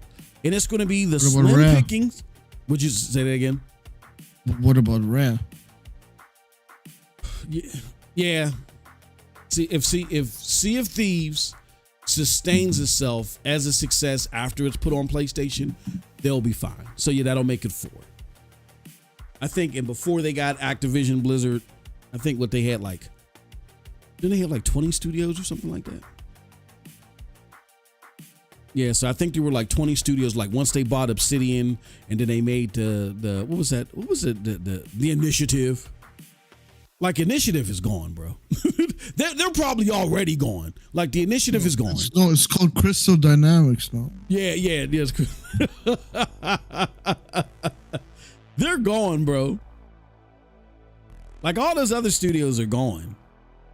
And people are like, well, what about Playground might be. Yeah, they're going to rely so much on what's it called? They're going to rely so much on Activision Blizzard, and your storied franchises are just going to be obliterated.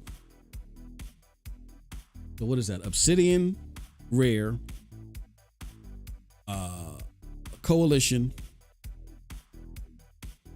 What else we say? Obsidian, Rare, Coalition. Yeah, I think that's it. Yeah, because I don't see 343 lasting. The Initiative, they're definitely they're gone. The We Happy Few developer, I don't see much happening there.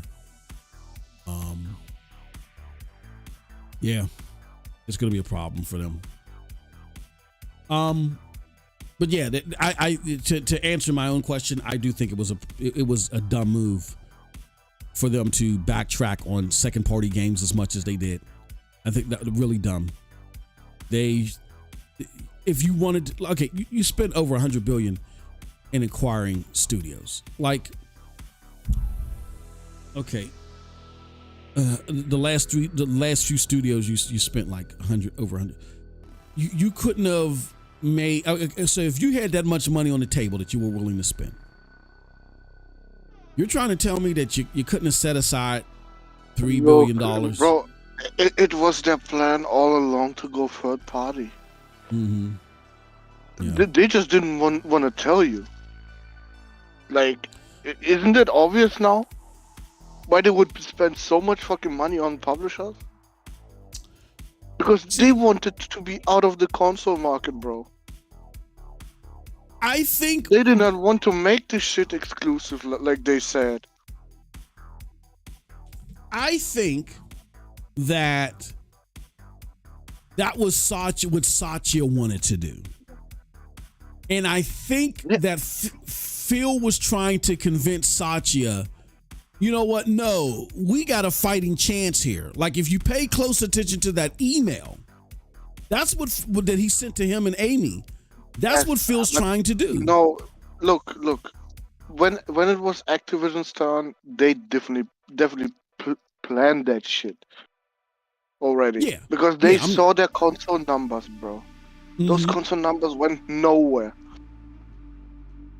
I'm talking pre-Activision though. I think when we look at what happened since Satya and Phil took over, I think Satya's plan was always, they probably always looked at, why are we in this console business? This is stupid to me. Like, he got Minecraft and left it multiplat, like with everybody. Like, he's like, this is dumb to me. And I think Phil along the way was like, no, I think we should have a platform, and I think we should, you know what I'm saying, keep things exclusive and try to fight this. And Satya is like, okay, if you can prove it to me that you know how to make this work, then let's do it. And the problem is, Phil didn't know how to make it work. He was too incompetent to make it work. It's very clear, like, this is pre-ABK. Like, in those emails, he's trying to convince Satya and Amy to, yes, let's keep pushing towards this exclusivity. Remember how he was telling GameIndustry.biz, there was like 5 of them. There was Satya, Sarah Bond, Tim Stewart, and somebody else, and then Phil. But their verbiage changed with Activision. Yeah, no. I'm not disagreeing with that. That's no. They said it's for us to accelerate our plans. Yeah. And what did they accelerate? Putting shit everywhere. Yeah. That's what they accelerate. Yeah, no, I agree with that part. I'm just saying, like, what led to this point was the fact that Phil failed in delivering what he wanted Satya to do. He had to prove it to Satya. Satya wanted to go multiplat. There's always signs that he wanted to go multiplat. I think Phil was fighting that along the way. And the final straw for Satya is when, like you said, when they got ABK with all these stipulations in the cloud and having to remain multiplat there, and then they're getting these console numbers and Starfield not doing what it needs to do. I know it had very tantalizing looking launch numbers, but they needed it to do more than that. And to your point, yeah, that's where we're at now, but where we're at now because they looked at those numbers. But those numbers were so bad because Phil was a failure. Phil was trying to fight it. What he was lying to us about was Satya's intent that kept poking its head. He tried to make it seem like, no, it wasn't a possibility. No, they weren't even looking at it. No, they were trying to compete with PlayStation. You know what I'm saying? Like that. Even Satya's dumbass came out there and said, let us compete. Like he was giving Phil a chance. But Phil just don't know how to do this. He don't know how to do this right. He didn't. Say what you want about Donnie D. Go ahead. He definitely knew how to put a man that should be in prison onto a fucking island now. He knows how to do that. Well, who's that? Bobby Kotick. Shit. Yeah, if I had to pick an exec that was the worst exec ever in gaming, it's Bobby Kotick. Yeah, I've always said he was the sleazy. He's the sleaziest. And yeah, think about that, y'all. Because of Phil Spencer, Bobby Kotick, instead of, like you said, being invested, I'm pretty sure if they opened the fucking cases on Bobby Kotick, you could find so much horrible shit that we couldn't even imagine. It would probably make like international news and shit like that. Phil gave this motherfucker a golden parachute, man. He got a golden parachute. Just a slither of that money could have went to some quality second-party games. The type of games that made Xbox a competitor. As popular as Halo was, Halo within itself did not make Xbox a competitor. Halo was selling its crazy numbers in the OG Xbox day, and they still got their ass whooped 29 to 150 million. So it was the second party relationships that bolstered Xbox. Xbox said, we have the money. The talent is out there. We need to coordinate with the talent. Now I get why slowly but surely you're not relying solely on second party. So you want to build your first party studios. I get that. But you weren't at a point to where you fully transition from the talent really being outside of your hands and being elsewhere. Horrible strategy, in my opinion. Last question. PlayStation has some of they house the most critically acclaimed AAA games, best second party content this year. Xbox games are now even coming to the platform. Satya is bragging about them. And you are guaranteed every multi-plat, not under an exclusive contract. Like if someone is building a multi-plat game, it's definitively going to be on PlayStation, where you have people that don't even have an exclusive contract with Xbox. They're just deciding not to come. So you're not even guaranteed every, multi-plat game that's going to be pushed out there. So with all that being the case at this moment, why wouldn't a gamer who wants to play great games not have a PlayStation 5? I know I'm trying to make you a psychologist by putting that question in your hands, but I gotta poke someone's brain for this one because I just don't fucking get it. If you want to play great games and you go, nah, I don't want a PlayStation 5. Why? Why do you think that is?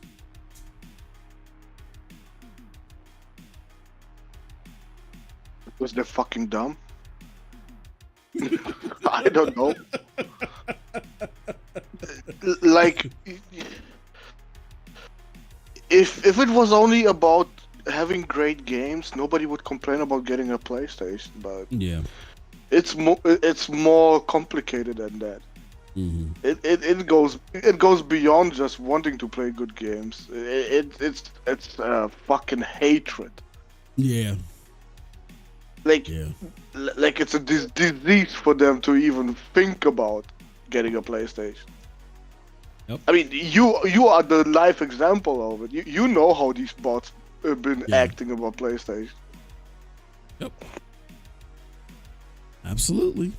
And I know there was a hatred. I had the hatred. I did. I had made assumptions about things. You know what I'm saying?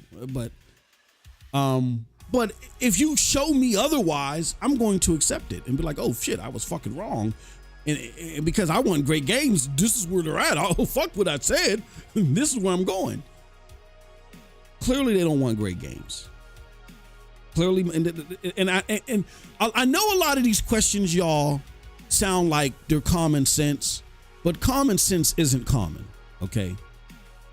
A lot of these people that are listening, if you're new and you're catching our content, y'all see these big numbers next to these motherfuckers and you think that that's the score of their credibility. You think that's their credibility score. And that's the farthest thing from the truth. They lie and they deceive, and we're trying to come down the middle despite our biases and let you know what's really going on. So I know for the average listener, they're like, what the fuck? I mean, that's common sense. But there are some people out there that don't get it. What's wrong with Jazz? Why should I be leery of what he says? Why isn't he right when he says nobody wanted to give Xbox a chance? Why, isn't there something wrong with PlayStation? I heard this podcast say that. What's wrong with what they said? We got to explain to you the agenda. Clearly put. If someone says that they want a great gaming experience, if they say that in 2024, and opposite of them saying, you know what, I want to get a PlayStation, but I can't afford it, opposite of anything like that, it's way more complicated than them wanting to play good games. They don't give a fuck about good games at that point. And I know good and bad are subjective, but I mean, or objective.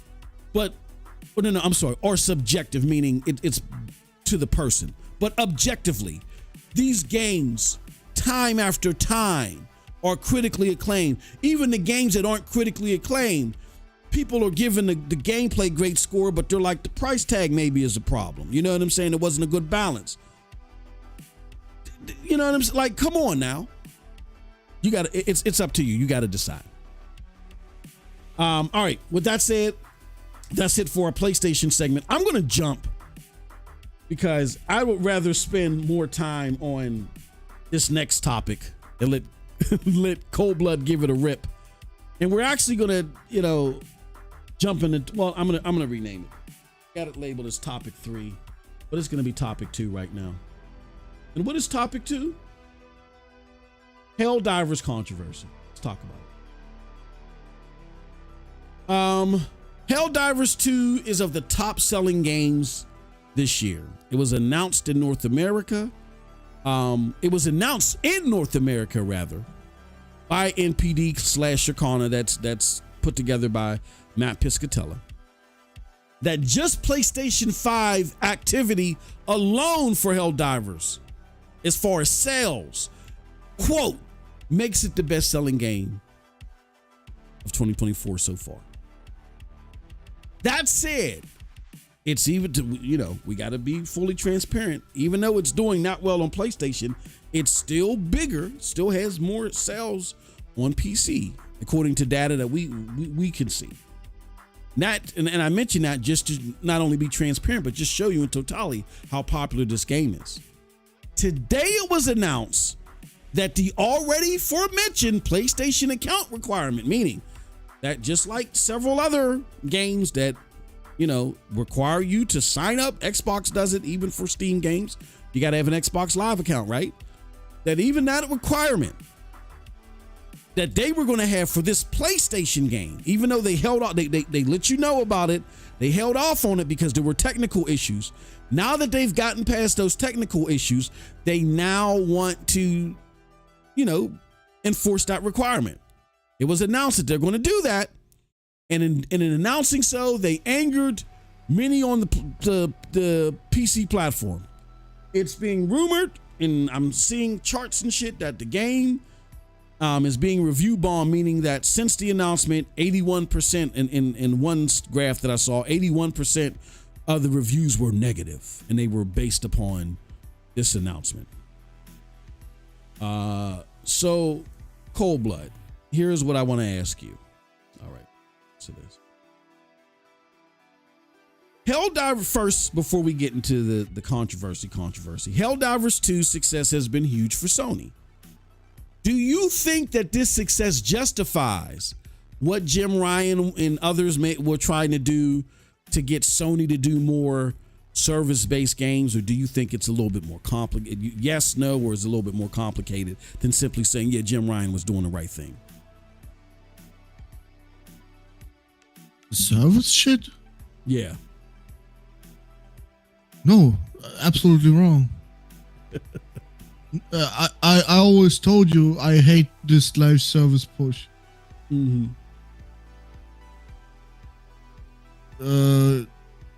Helldivers was an exception, bro. Mm-hmm. Like, let's be real. Helldivers doesn't even feel like a real live service game. Yeah. I mean, it is, yes. There's content coming out every month for it, but it is not as live service as, I don't know, Final Fantasy 14, for example. Which is not a bad game, I'm not saying that, but yeah, it was just an example now.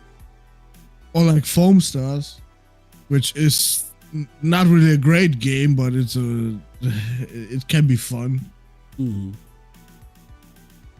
But like, Sony's pushing so much with this shit. Like, I'm not on their console for that. Yeah, absolutely not. Never was, never will be. Like, if they start only doing that, like Helldivers 2 is so good we have to replicate it now every time. Mm-hmm. Bro, this ain't gonna work for you. Like, Helldivers is a fucking anomaly. Like, we always say Nintendo is an anomaly. Fucking Helldivers is an anomaly. Normally, games like these, they get released and 1 or 2 months later, they're fucking dead. Mm-hmm. And I don't want that to be my fucking gaming. Like, bro, every game that comes out is unfinished at launch. Yeah. And is never gonna be finished. Like, bro. Nah, I don't want that. So I am glad they canceled 6 of those 12 that they announced. Yep. I don't know how that is the controversy right now. I don't understand the correlation here. No. That's why I had said before I asked that question, before we get into the controversy. Just to, because this whole section is about Helldivers 2. No, it's cool. And it's even cool if that shit comes day and date on PC. I have no problem with that whatsoever. More players for games like these, good. Yeah. I don't care. But if you start putting your single player games on PC, I just know you did not optimize your PS5 to the fucking perfection. Mm-hmm. Like you would do if you had only developed it for it. Yeah. That's why we see the shit that Xbox is dealing with. It's not just the Series S that is at fault. No. It's also all the fucking PC configurations out there that have to be also put into account for this game. Whichever game that is, like fucking Grounded or whatever. Mm-hmm. For example. Yeah. Yeah. You get what I mean? Yep. No, I actually agree. I wanted to put that out there to say, despite this success, I think that the message that we're sending is, despite your success, Sony, this did not justify Jim Ryan, in my opinion, going to game companies that are established and know how to do XYZ and trying to force them without them being comfortable in doing ABC. I think it's more than fine that you have a company like Arrowhead. Look, best example is Babylon's Fall. Should have never released. Yeah. It should have been shelved immediately. Yeah. Games like these, bro, they're just fucking wasting our time, and they're wasting the resources of a developer. I don't want that. I want, if a developer does not know how to make live service, don't make them do live service. Mm-hmm. They tried it with Naughty Dog. Where did go? Nowhere. 4 years of only 2 concept arts. Fucking hell. Yeah. 4 years, and that is what we got. 2 concept arts of something that could have been a game. Mm-hmm. Yep. And now we don't even know when Naughty Dog is gonna release another game, because they're probably in fucking shambles right now. I mean, yeah. Well, I think they probably just went and said, "Okay, we're done with that headache. Now let's go on to make it our next new IP or some shit." How much time was wasted on that? Yeah. Oh yeah. Yeah, they probably just had shelved the new IP work, or slowly was working on it, and then when they got this headache out of their way, they were like, "Oh, okay, all right, now I'll full steam ahead on that. Let's go." You know what I mean? I don't know if they were in shambles, but yeah, it definitely was an inconvenience that didn't result well for us. I think they are in shambles, bro, because all they released was fucking remakes in that time. I think they were occupied, and it was an occupation over something. And what was the excuse? Or we wanted to train new people on our engine. Really? Yeah. That is your excuse. Yeah, I think that they were occupied, and all of their resources were going into this game, and they kind of hinted towards that, and it's good that they're not doing that anymore, especially because that's not what that studio is for. But shambles would to me sounds like, well, we don't even know what we're going to do next. We're kind of in a disarray. We don't know in which direction we're going to go. Now, I think as soon as they might have a plan, but I think if they're going to release something on the PlayStation 5 that is new, it's probably going to be at the end of it. Yeah, I mean, I don't doubt the time frame holding back. I don't know when it's going to come out, but I don't doubt that the time frame was being held back. But yeah, I don't think they're in. I think they know which direction they want to go into. They were severely inconvenienced by trying to do this, and they did lose a lot of time. But I don't think that they kind of don't know which direction they want to move in. Well, okay, maybe in shambles was the wrong word, but they are severely they got severely fucked. Let's say it that way. Yeah. Oh yeah, it definitely fucked up their time. I would agree with that. They lost a large chunk of time trying to really build this thing to where I don't even know. I mean, budget. Look, and budget that they could have used for the actual game they are making now. Yeah. I don't think that I don't think that that much effort should have been put towards a game that I really don't think. I mean, again, when you see Helldivers, yeah, you can strike gold or whatever, but I really don't think that much effort should have been put towards a game that was really being pushed. Like it was being pushed by a niche amount of the players that played that other mode. And it was only made popular because Naughty Dog was like, yeah, we're going to double down on this. And we are going to do that based off of the feedback from the people that were playing it.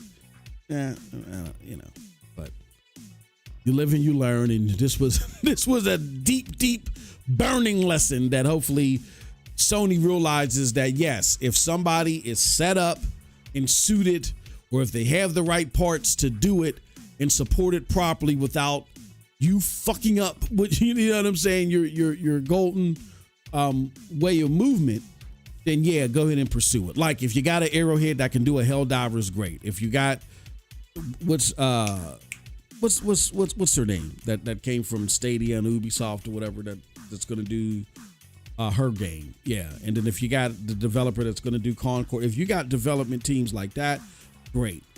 But yeah, going to the developer of Days Gone 2 and Days Gone, I meant, and they were uncomfortable. What happened with Naughty Dog? They didn't know what they were getting into, and other resources like that. Yeah, Sony, don't take the success of Helldivers to mean, okay, now we're going to flip the switch and now we're going to be known for games as a story stuff. No. Oh yeah, Not Your Mother said Jade Raymond. Jade Raymond, yeah. Jade Raymond, yeah. Yeah, like, yep. I have no confidence whatsoever in that game that they showed. Absolutely none.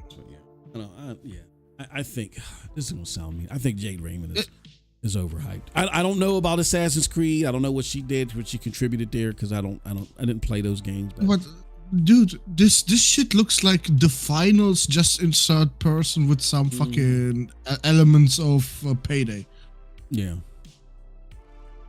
Well, don't know. Won't know, but hopefully they can execute. We'll see. But yeah, leave that shit to them. I hate extraction shooters. Despise them. Let them try. Let them do that. You got you. Okay, I think it's fair that they picked up some studios that can focus on that, including Bungie. Let them work on that. Let them spearhead those experiences.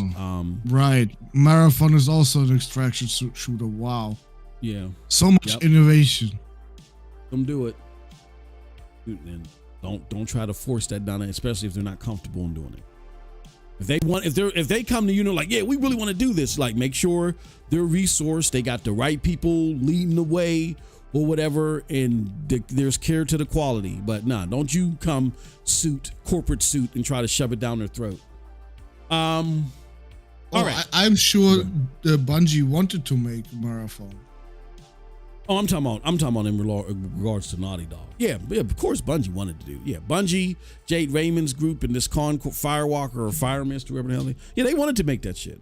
I'm talking about the other studios that, was being rumored that they really didn't feel comfortable doing that stuff. I'm just hopeful that PlayStation realizes, okay, those 6 live games as a service games that they cut, that was the right thing to do. They've acquired games as a service studios. It's kind of like what we were talking about yesterday. Like if you want to do this, don't force it down somebody's throat, or don't try to make somebody that's not equipped or skilled at doing it do it. And even if they're asking to do it, make sure they got the resources to do it. Like apparently Bungie showed, that was a prime example of what I was talking about yesterday. Bungie showed Naughty Dog, yeah, you can try this and maybe you will see some success with this, maybe, but it's going to absorb you as a studio. and then they realize, okay, fuck this. We need to let this go. You know what I mean? So, yep. So where's the B team, the C team, and the D team when you need them? Bro, why is only Xbox having that privilege? They're all in Cancun with Sean right now. It's throwing shrimps and doing, drinking pina coladas and shit. That's right. He says, I'm more interested in Horizon Multiplat developed by Insaw. It's not your mother. All right. Time for the big question, man. Yeah, man. What are your thoughts on this latest controversy over the PlayStation Network accounts? And do you think this is going to cause big damage? Do a poll on it. I want to know first what our chat thinks. Oh, do a poll on it? Okay, yep. Yeah, because it's either gonna be me taking some souls today, or we're gonna all together fuck them up. Mm-hmm. Do you think PC gamers are right to be mad about Helldivers to PSN account? Right? Yes or no? Do you think PC gamers are right to be mad about the Helldivers 2 PSN account?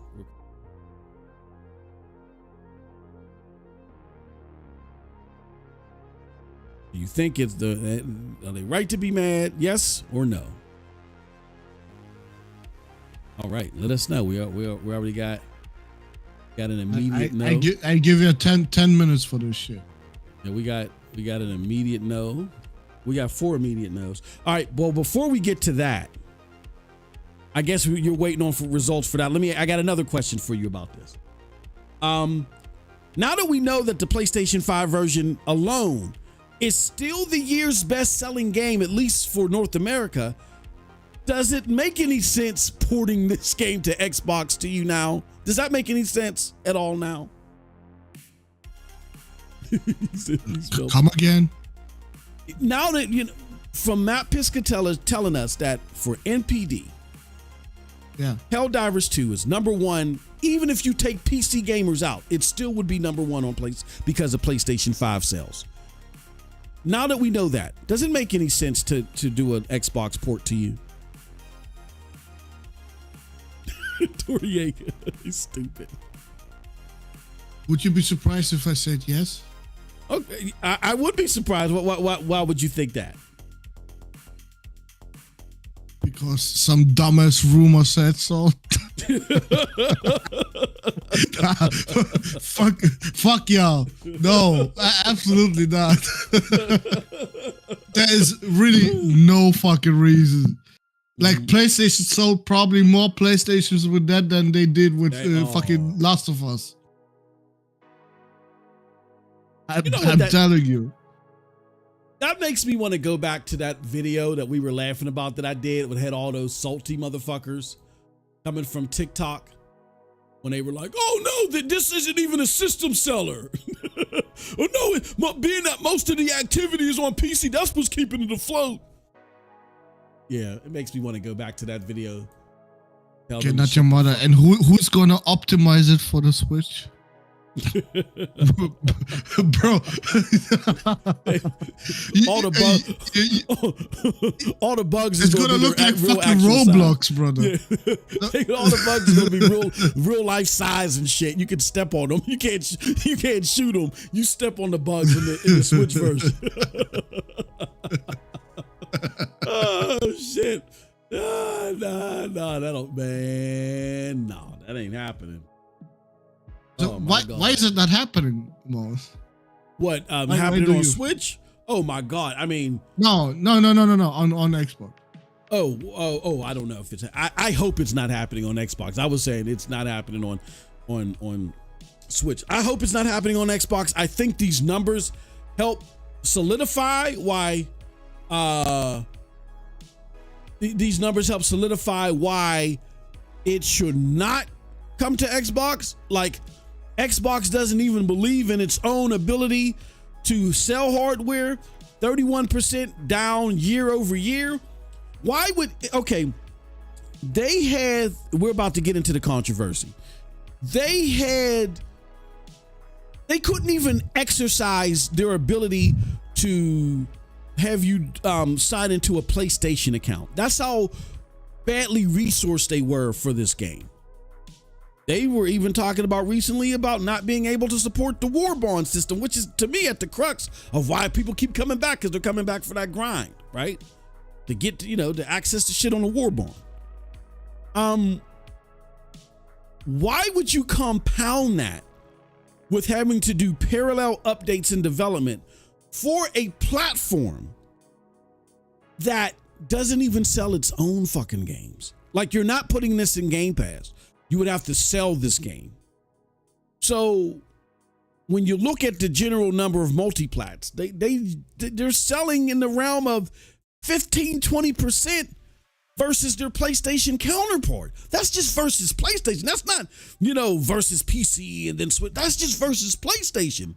We're seeing numbers in the realm of 15 to 20% PlayStation versus Xbox sales for multiplat games. So you're going to sit there and do all this work. Like, when you do parallel development, y'all, I hope y'all understand this. If you're developing for multiple platforms, you don't get to say, I'm going to develop this for only 6 people to see. No, you got to develop it for the possibility of everybody seeing. So you got to put the same amount of effort and the same amount of work into the game, whether there's 6 people or 6 million people playing the game. Like, there might be some server side stuff that you got to do. I'm just talking about the basic development. So they're going to go through all that for a possible 15% bump? Yeah, of course not. I don't think so. And these numbers that we're looking at now, them now. PlayStation get this shit real time. They've been know that. They've been knew this. That's why they're not saying shit about this. I don't think it's coming. I hope it's not coming. Not because I don't want to see it on Xbox. I don't give a fuck about that.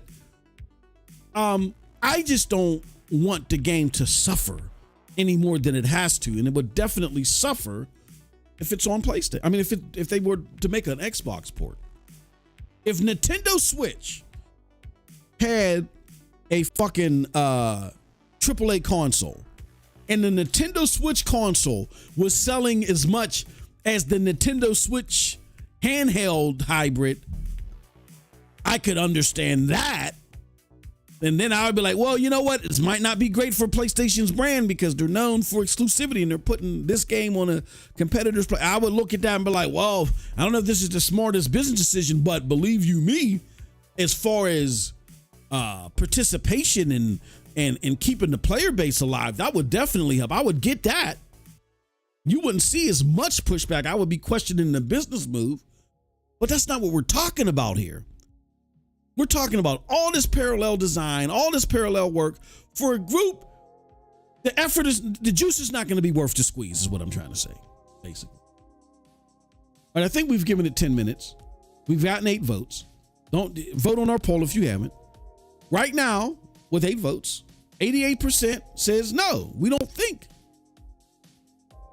that PC gamers are right to be mad about Helldivers 2 PSN account requirement. So out of 8, if I do the rough math, 7 voted no and 1 voted yes.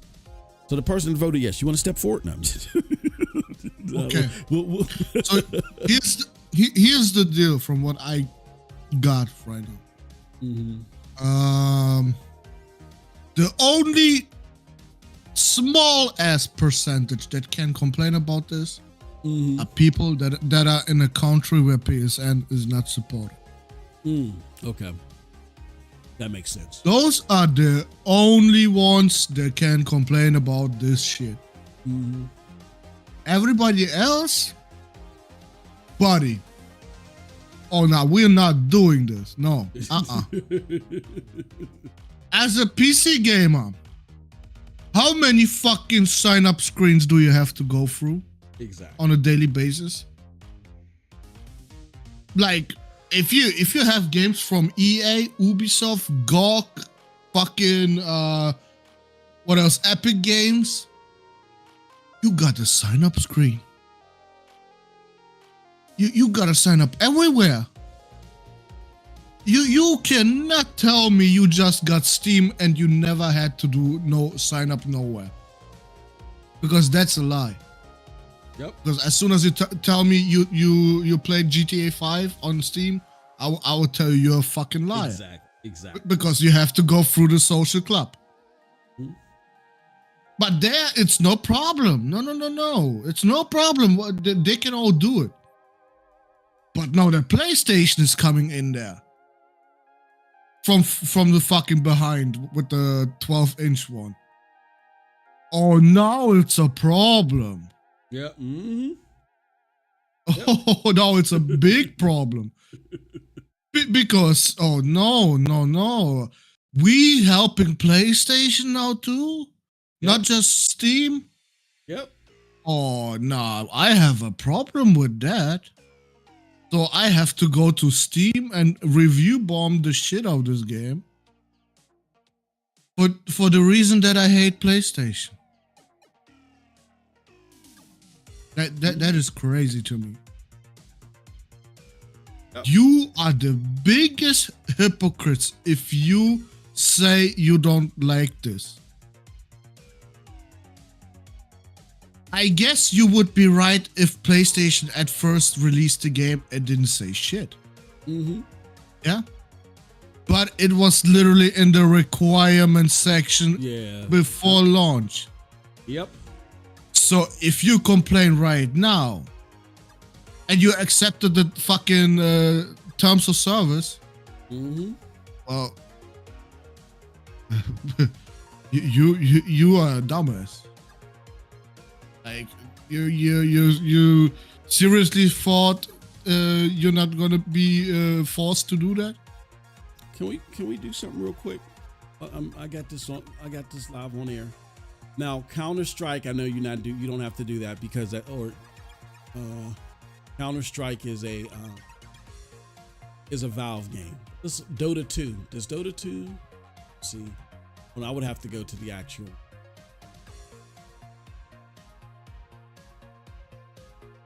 I'm pretty sure Dota 2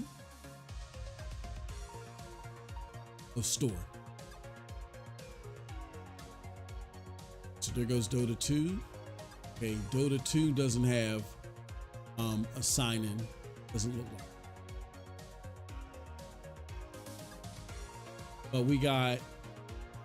Does Rust have a sign-in? Yeah, looks like Rust has a sign-in. Go to the store. Just go to GTA 5, bro. Oh yeah, yeah. I'm good. Yeah, I'm good. Yeah. You went to like I think so. Rust has a sign in. Now I'm looking at all the top games that I know most of you guys have. Let's go to. I'm pretty sure Apex Legends has one, right? Right. There's account linking. Yeah, Apex Legends has one, right? Yeah. Yep. Oh, we know. We know. Fallout 4, this game that you guys love all of a sudden because there was a TV show. You guys saw a TV show, and I'm pretty sure you got to sign up to Microsoft or something like that. What else we got here? Oh, here goes the big. And all you motherfuckers have this game. We're going to stop right here because we don't need to go further because we don't. The rest of these motherfuckers outside of Baldur's Gate 3 and maybe Bannerlords doesn't have one, right? But all you motherfuckers have this game, right? Everybody has GTA. If you have a PC and you're playing AAA games, you fucking have GTA 5. What are you talking about? What are you talking about?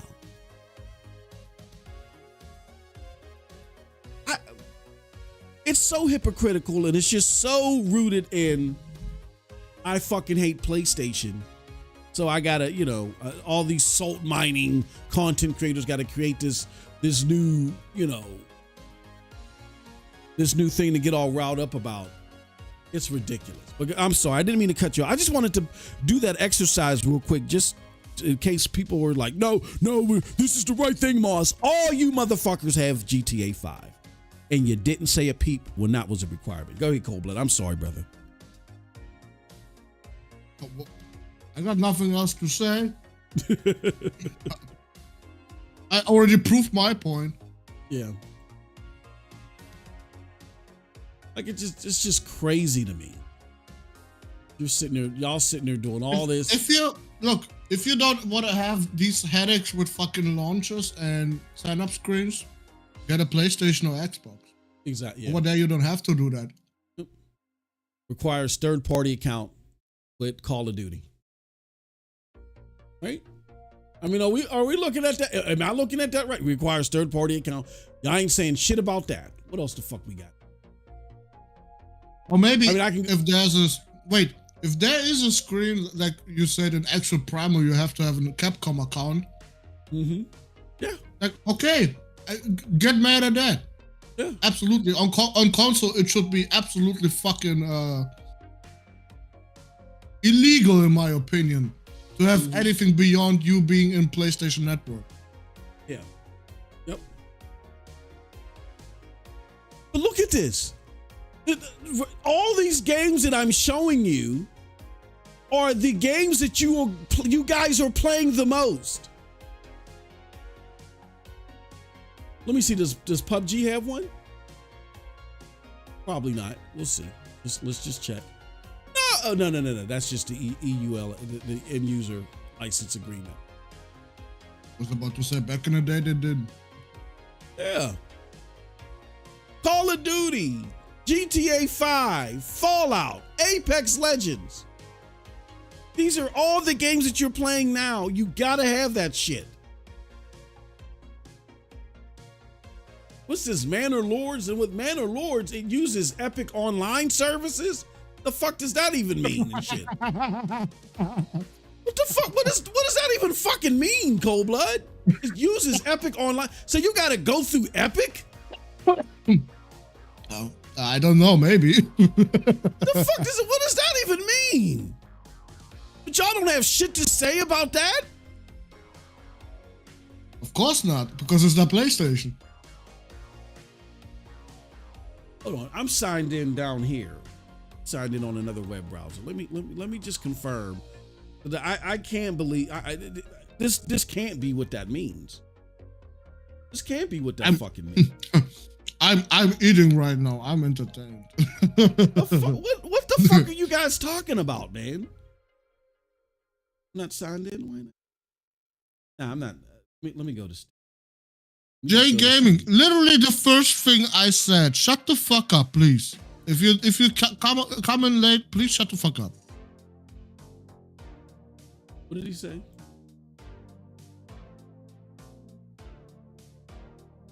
Oh, mute this shit, please. You heard him. He says the issue is that people bought Helldivers 2 day one, and if they're in a country that doesn't have PlayStation, that's not the fucking issue.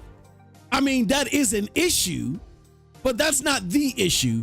Everybody that's complaining about this, they're not complaining about that.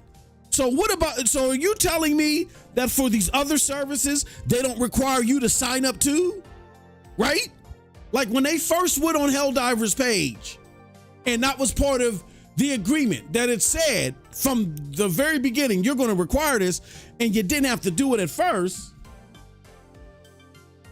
What are we talking about? And are you trying to tell me that if you're in these regions where, like, for instance, Xbox doesn't support, but you still got to sign up for an Xbox account or some shit like that, and you telling me that's not a problem? Come on.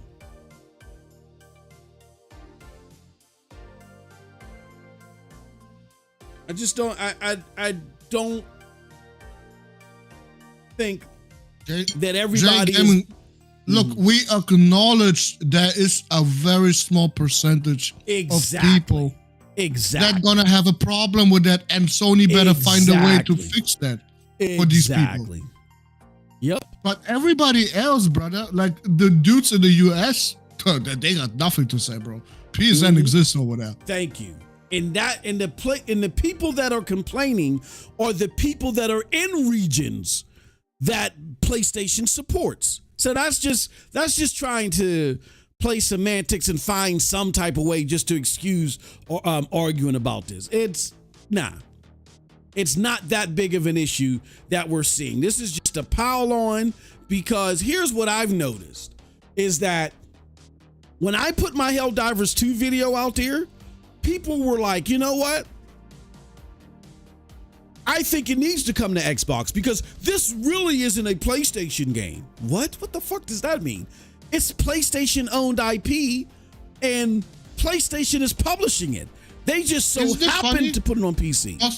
Isn't it funny that they've been crying that PlayStation needs some multiplayer games so bad, so bad? Thank you. And now that they got one game and they immediately destroyed every single one of them. So PlayStation did what they did to look. They've been doing this for the last 10 years. They said, "Oh, you guys got exclusive deals, second party deals that kick us out. Check. You guys got exclusive deals with Call of Duty for skins and shit. Okay, we're gonna do better on that. Check. You guys own the Western developed, games. You guys, we're just known for courting Japanese games, but you guys master the Western developed games. Oh, we got that now. Check. And now, we don't have game. We need games as a service titles that kick ass. Check. Sony don't when you guys sit there and say, well, Sony just needs to be better at this and that. That's all. They just need to get with the times. And they fucking do it. You guys are in shambles and you don't know what to do. You're so embedded in fanboying that you guys can't accept the fact that Sony is behind this game. And because Sony backed this game and Sony owns the IP, that Sony is at a cornerstone of why this game is great and doing is great. They didn't develop it. They had a second party developer do it. But you guys just can't deal with that. I've heard cockamamie shit like, this isn't even a Sony game, even though they fund it and own the IP. This is more like an Xbox or a PC game, right? Matt Piscatella came out and told you motherfuckers that even without PC, yep, there are more people on PC playing it, but even without PC, this game would still be the number one selling game of 2024 so far. And that's in direct contrast to, it doesn't need to be exclusive. It's being carried by PC. If it wasn't for PC, this game wouldn't be anything. Everything that y'all said is a bunch of whiny crybaby. We can't deal with the fact that PlayStation is dominating. Every time we throw a task at them, every time we throw a challenge at them, they overcome the challenge and we just look dumber and fucking dumber. And y'all can't deal with that and you're pissed. You're mad as shit. Isn't that the most dumbest shit ever, what Jay Gaming just said? What did he say? All Sony wants is to pump up their PlayStation numbers and get our information. Okay, so... Wait. The first part, I agree. Mm-hmm. Yeah. The second part is absolute asinine. Where do you got this game? On Steam, right? Mm-hmm. Yep. And Steam don't got none of your emails, none of your credit card information, nothing, right? Mm-hmm. So you literally just typed in a username and a password, and that's it, right? But they're probably going to say, we trust Steam. We trust Steam. Okay, then you're a fucking idiot. Yeah.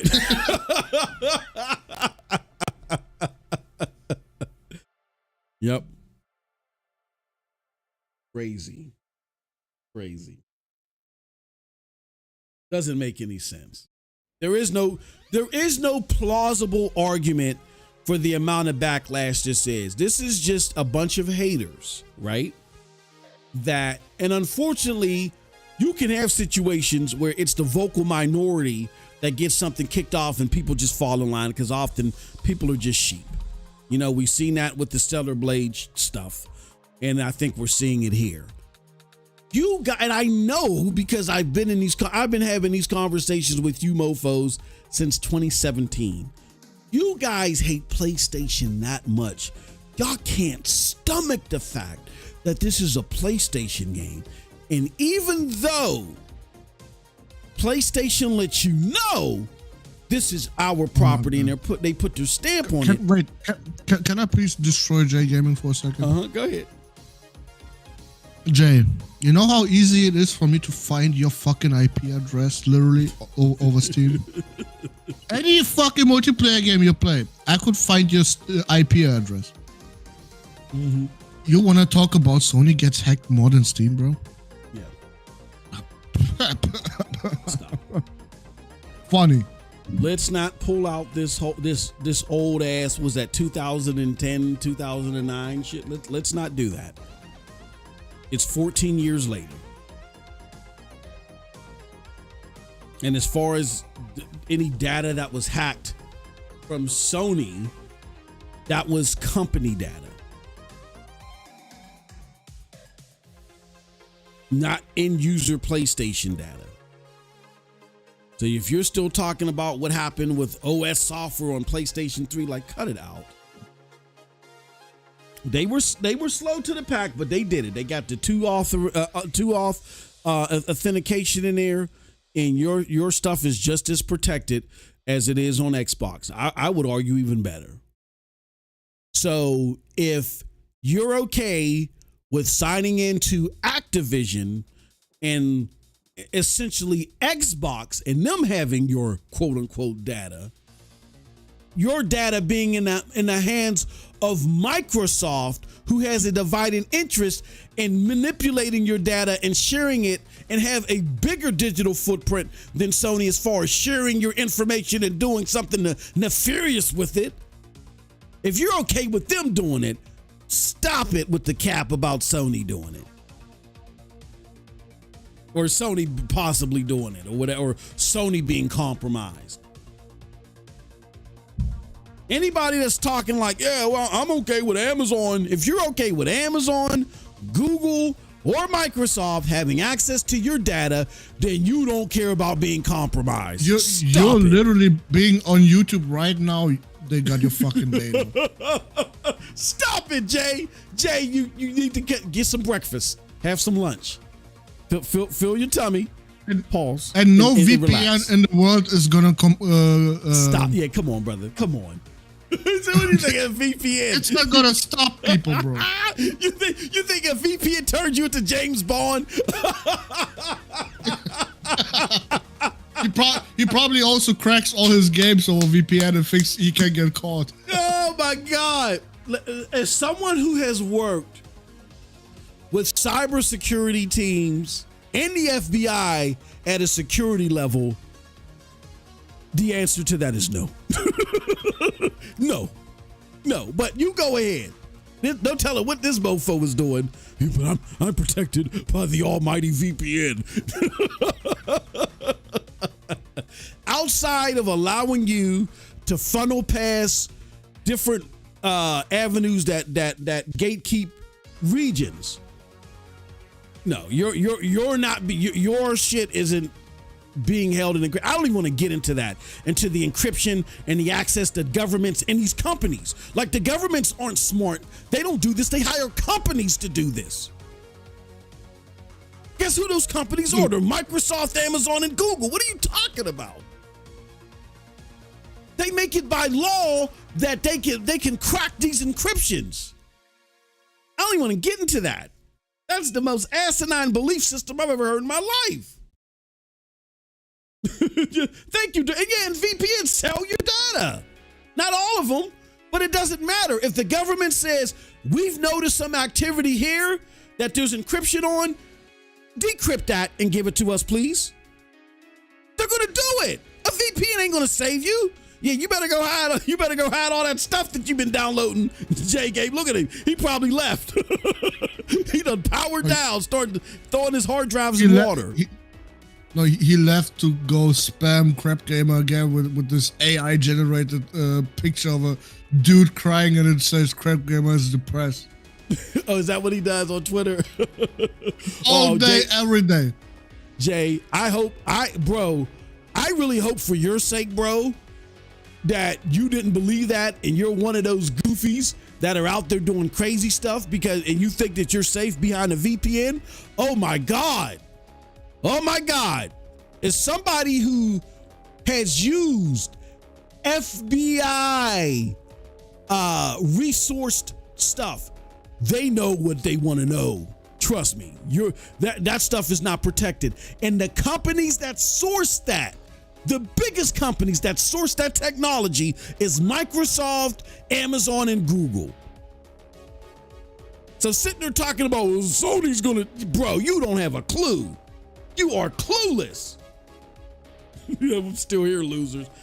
Yeah, you get a big ass bucket of water, start throwing them hard drives in there now. Put some bleach in them too. Your ass is cooked. This dude is crazy. There's no fathomable excuse for the outrage. I mean, again, I'm with Cold Blood. If you have an issue with this because of the region that you're in, I'm with you there.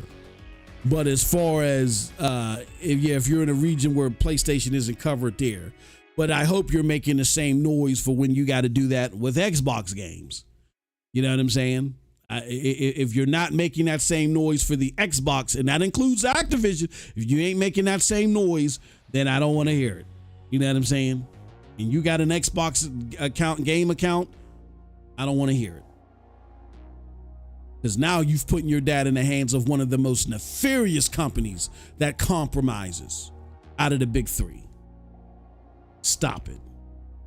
Start dumping, get you some bleach, some Clorox. All right.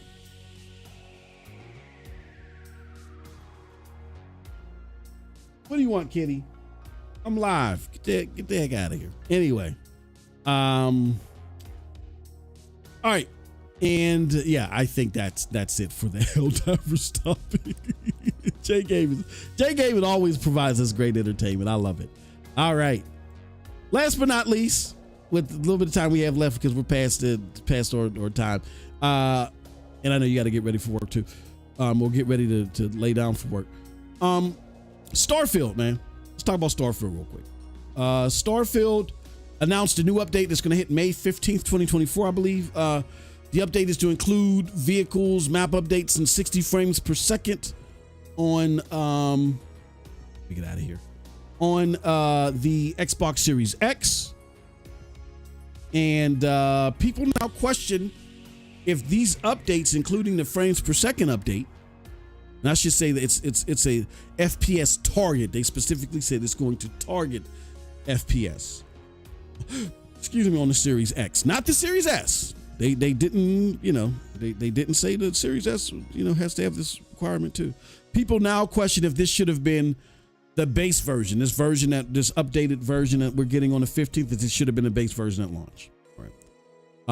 So my questions for you, first and foremost, Cold Blood, is what do you think now about that whole creative decision narrative?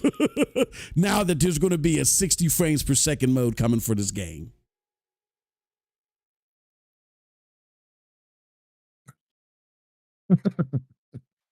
I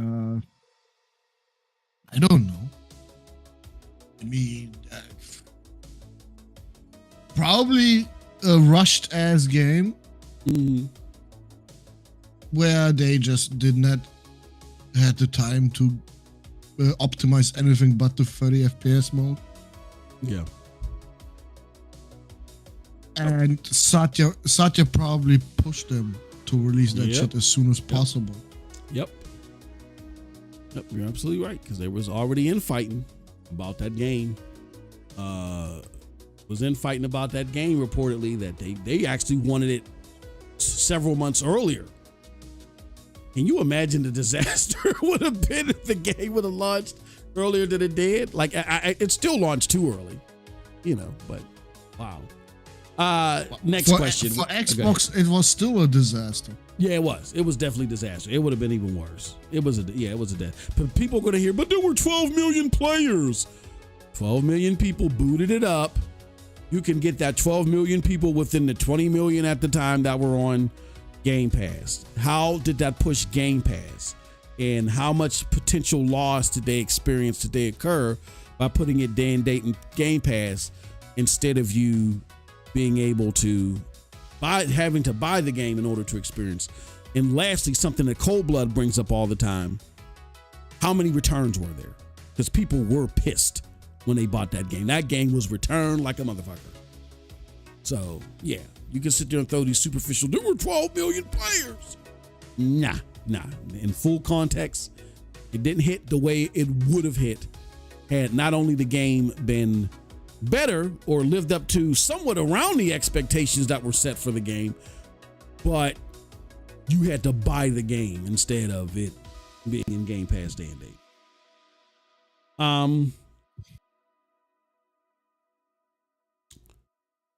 Do you think that this is happening? And I know this sounds like a silly question, but again, just for those that live under a rock, that don't follow the content and don't understand, and what they're being told on their favorite Xbox podcast is bullpucky.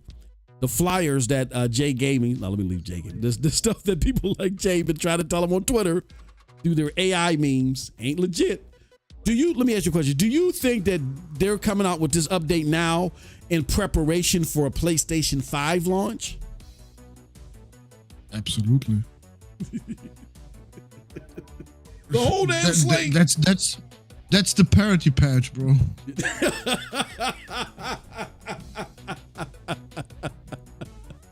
The whole damn slate. Oh man. My final question for you, my friend, is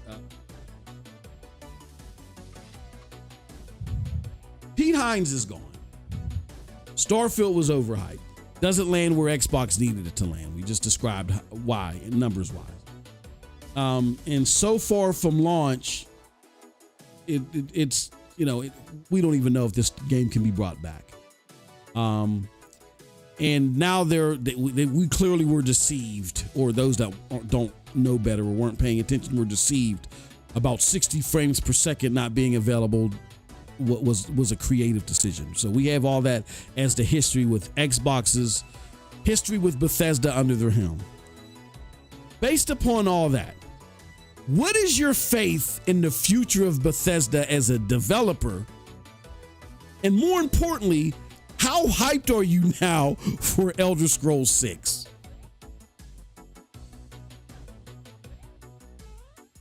With Todd Howard as the only motherfucker. Todd Howard's still there, bro. He's still there, bro. No. They've been telling us Kojima needs someone to reel him in. Yeah. Bruh, someone has to reel in Todd Howard, brother. Yeah. That motherfucker went down his own ass so much. Bruh. Yeah. Starfield is so much different than what people are expecting from us. Yeah. Like, bro, no, it's literally the absolute opposite. It's exactly what we expected, and even that was bad. Yeah. Yep. Wholly agree. Like I said, he's up his ass so much. He thinks he's a fucking genius. Yeah. Which he clearly isn't after Starfield, bro. Yeah. With Fallout 76, it started. Yeah. No, I agree. And I was telling people, give 76 a chance. Like I felt like it was a 7.5 at launch.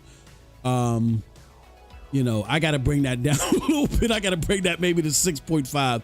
Now that I'm seeing that Fallout 76 actually did look worse than Fallout 4. I didn't think that was the case, but when playing it before even the next gen update, that clearly is the case. And I get to where you got to downgrade some things because because of the multiplayer aspect, I guess, but not that much. Like it just looks, the Fallout 76 looks like a PlayStation 3, Xbox 360 game. It looks like Fallout 3, really. That's what it looks like. It looks like Fallout 3. Yeah, I just think starting with Fallout 76, even though the concept of Fallout with your friends, it was a cool one, I just don't think there was enough innovation in it to really say that, yeah, oh, Todd Howard is onto something.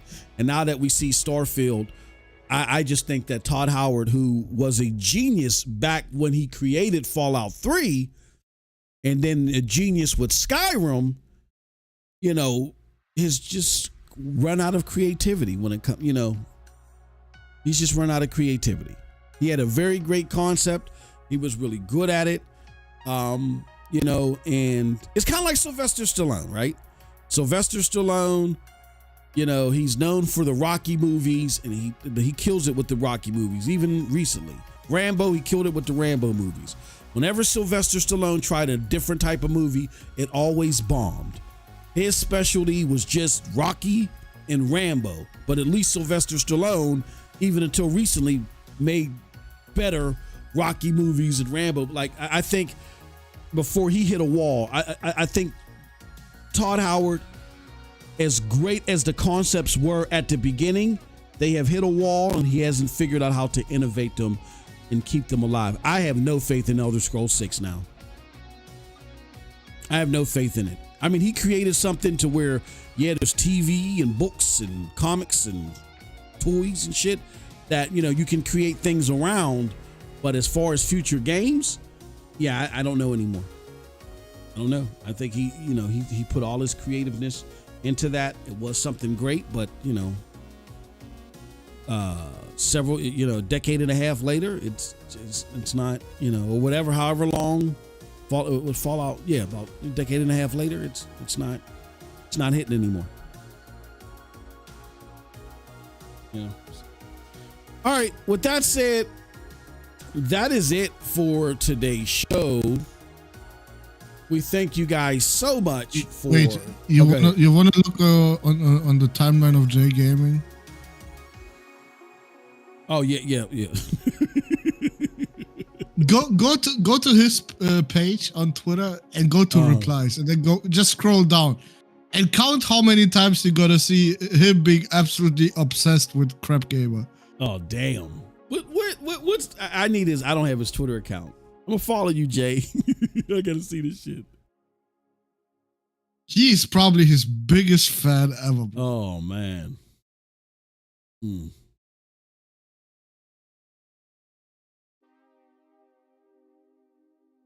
Yeah, let me send me. I have to see. I don't have his account. Yeah. But he said, rather play the Outer Worlds. That got it right. I wasn't a big fan of Outer Worlds either. I don't like Obsidian games like that. I like their other games, but I don't like when they try to mimic Fallout or Fallout type games. That's just my opinion. That's just me. I get that people liked it or whatever. I didn't care for it. I really tried to get into Outer Worlds and just couldn't dig it. But yeah, I think we can end this poll right now.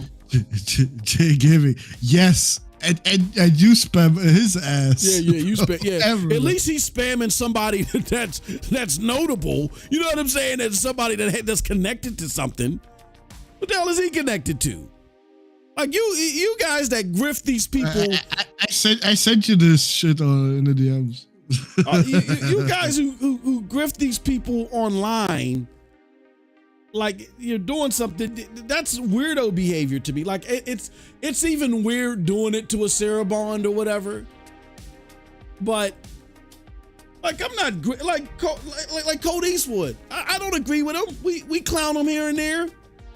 I'm not following. I'm not sitting there grifting Code Eastwood or Diller. That's crazy to me. Let's go to the web. What is that? Oh yeah, actually, motherfuckers from Microsoft made us create a fucking Microsoft account just to play Sea of Thieves. Yes. So you bots better not start with this bullshit right now. Bro, I don't want to see no bot complaining about this. This dude is obsessed with Crap Gamer, man. Holy shit. Right? What the fuck is bro? What is oh my god. What the fuck? What is this? Hey, bro. Crap Gamer? Crap Gamer, bro. Crap, like Jay, Crap Gamer? We love you, Jay, but come on, man. This is what do they call that? When they try to get everybody together to try to get you to your senses and shit. This is one of those. God damn. What is this, bro? You did ass. I ain't seen this much Crap Gamer in years. Oh my god.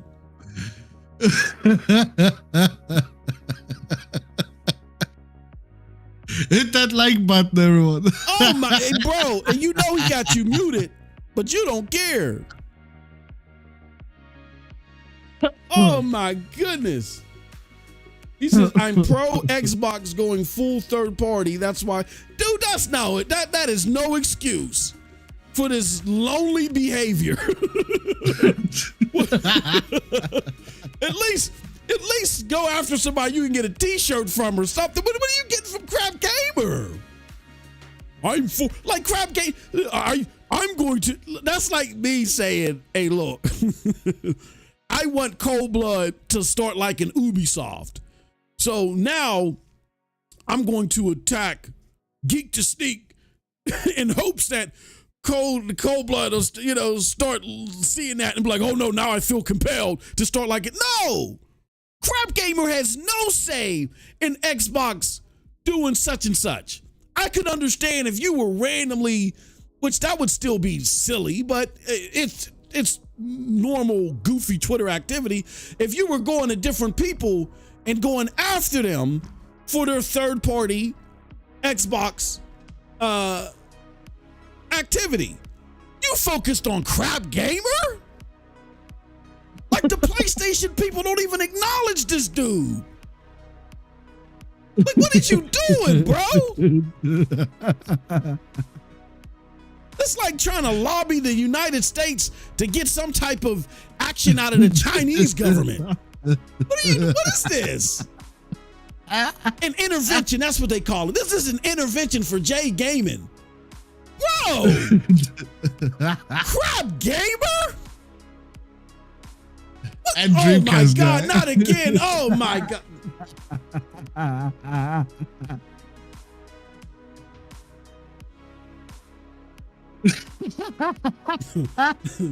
Please, y'all. Can we get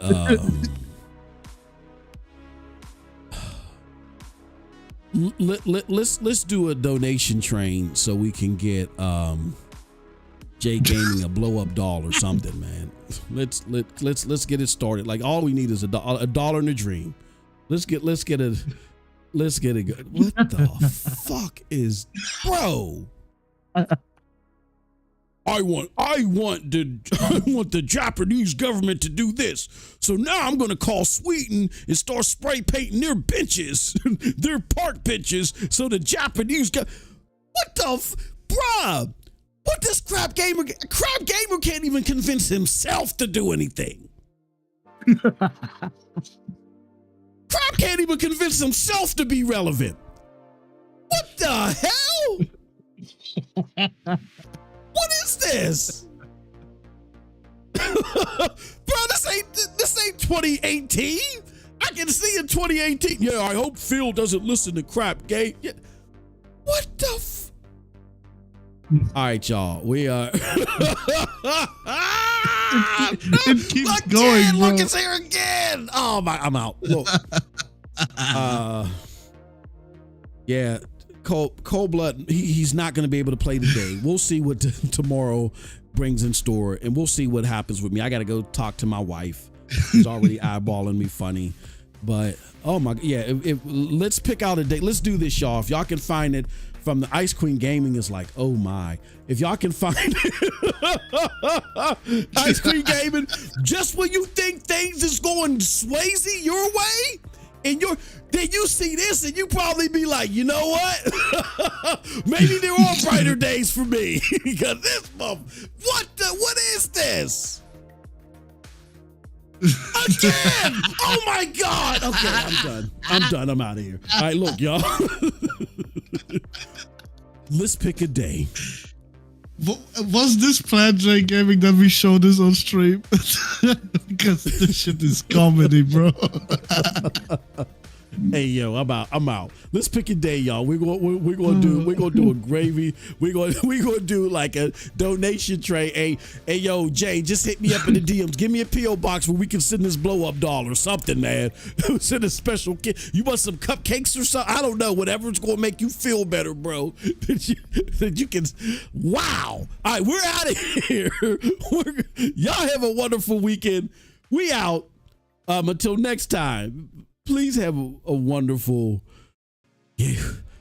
gaming day. We're out.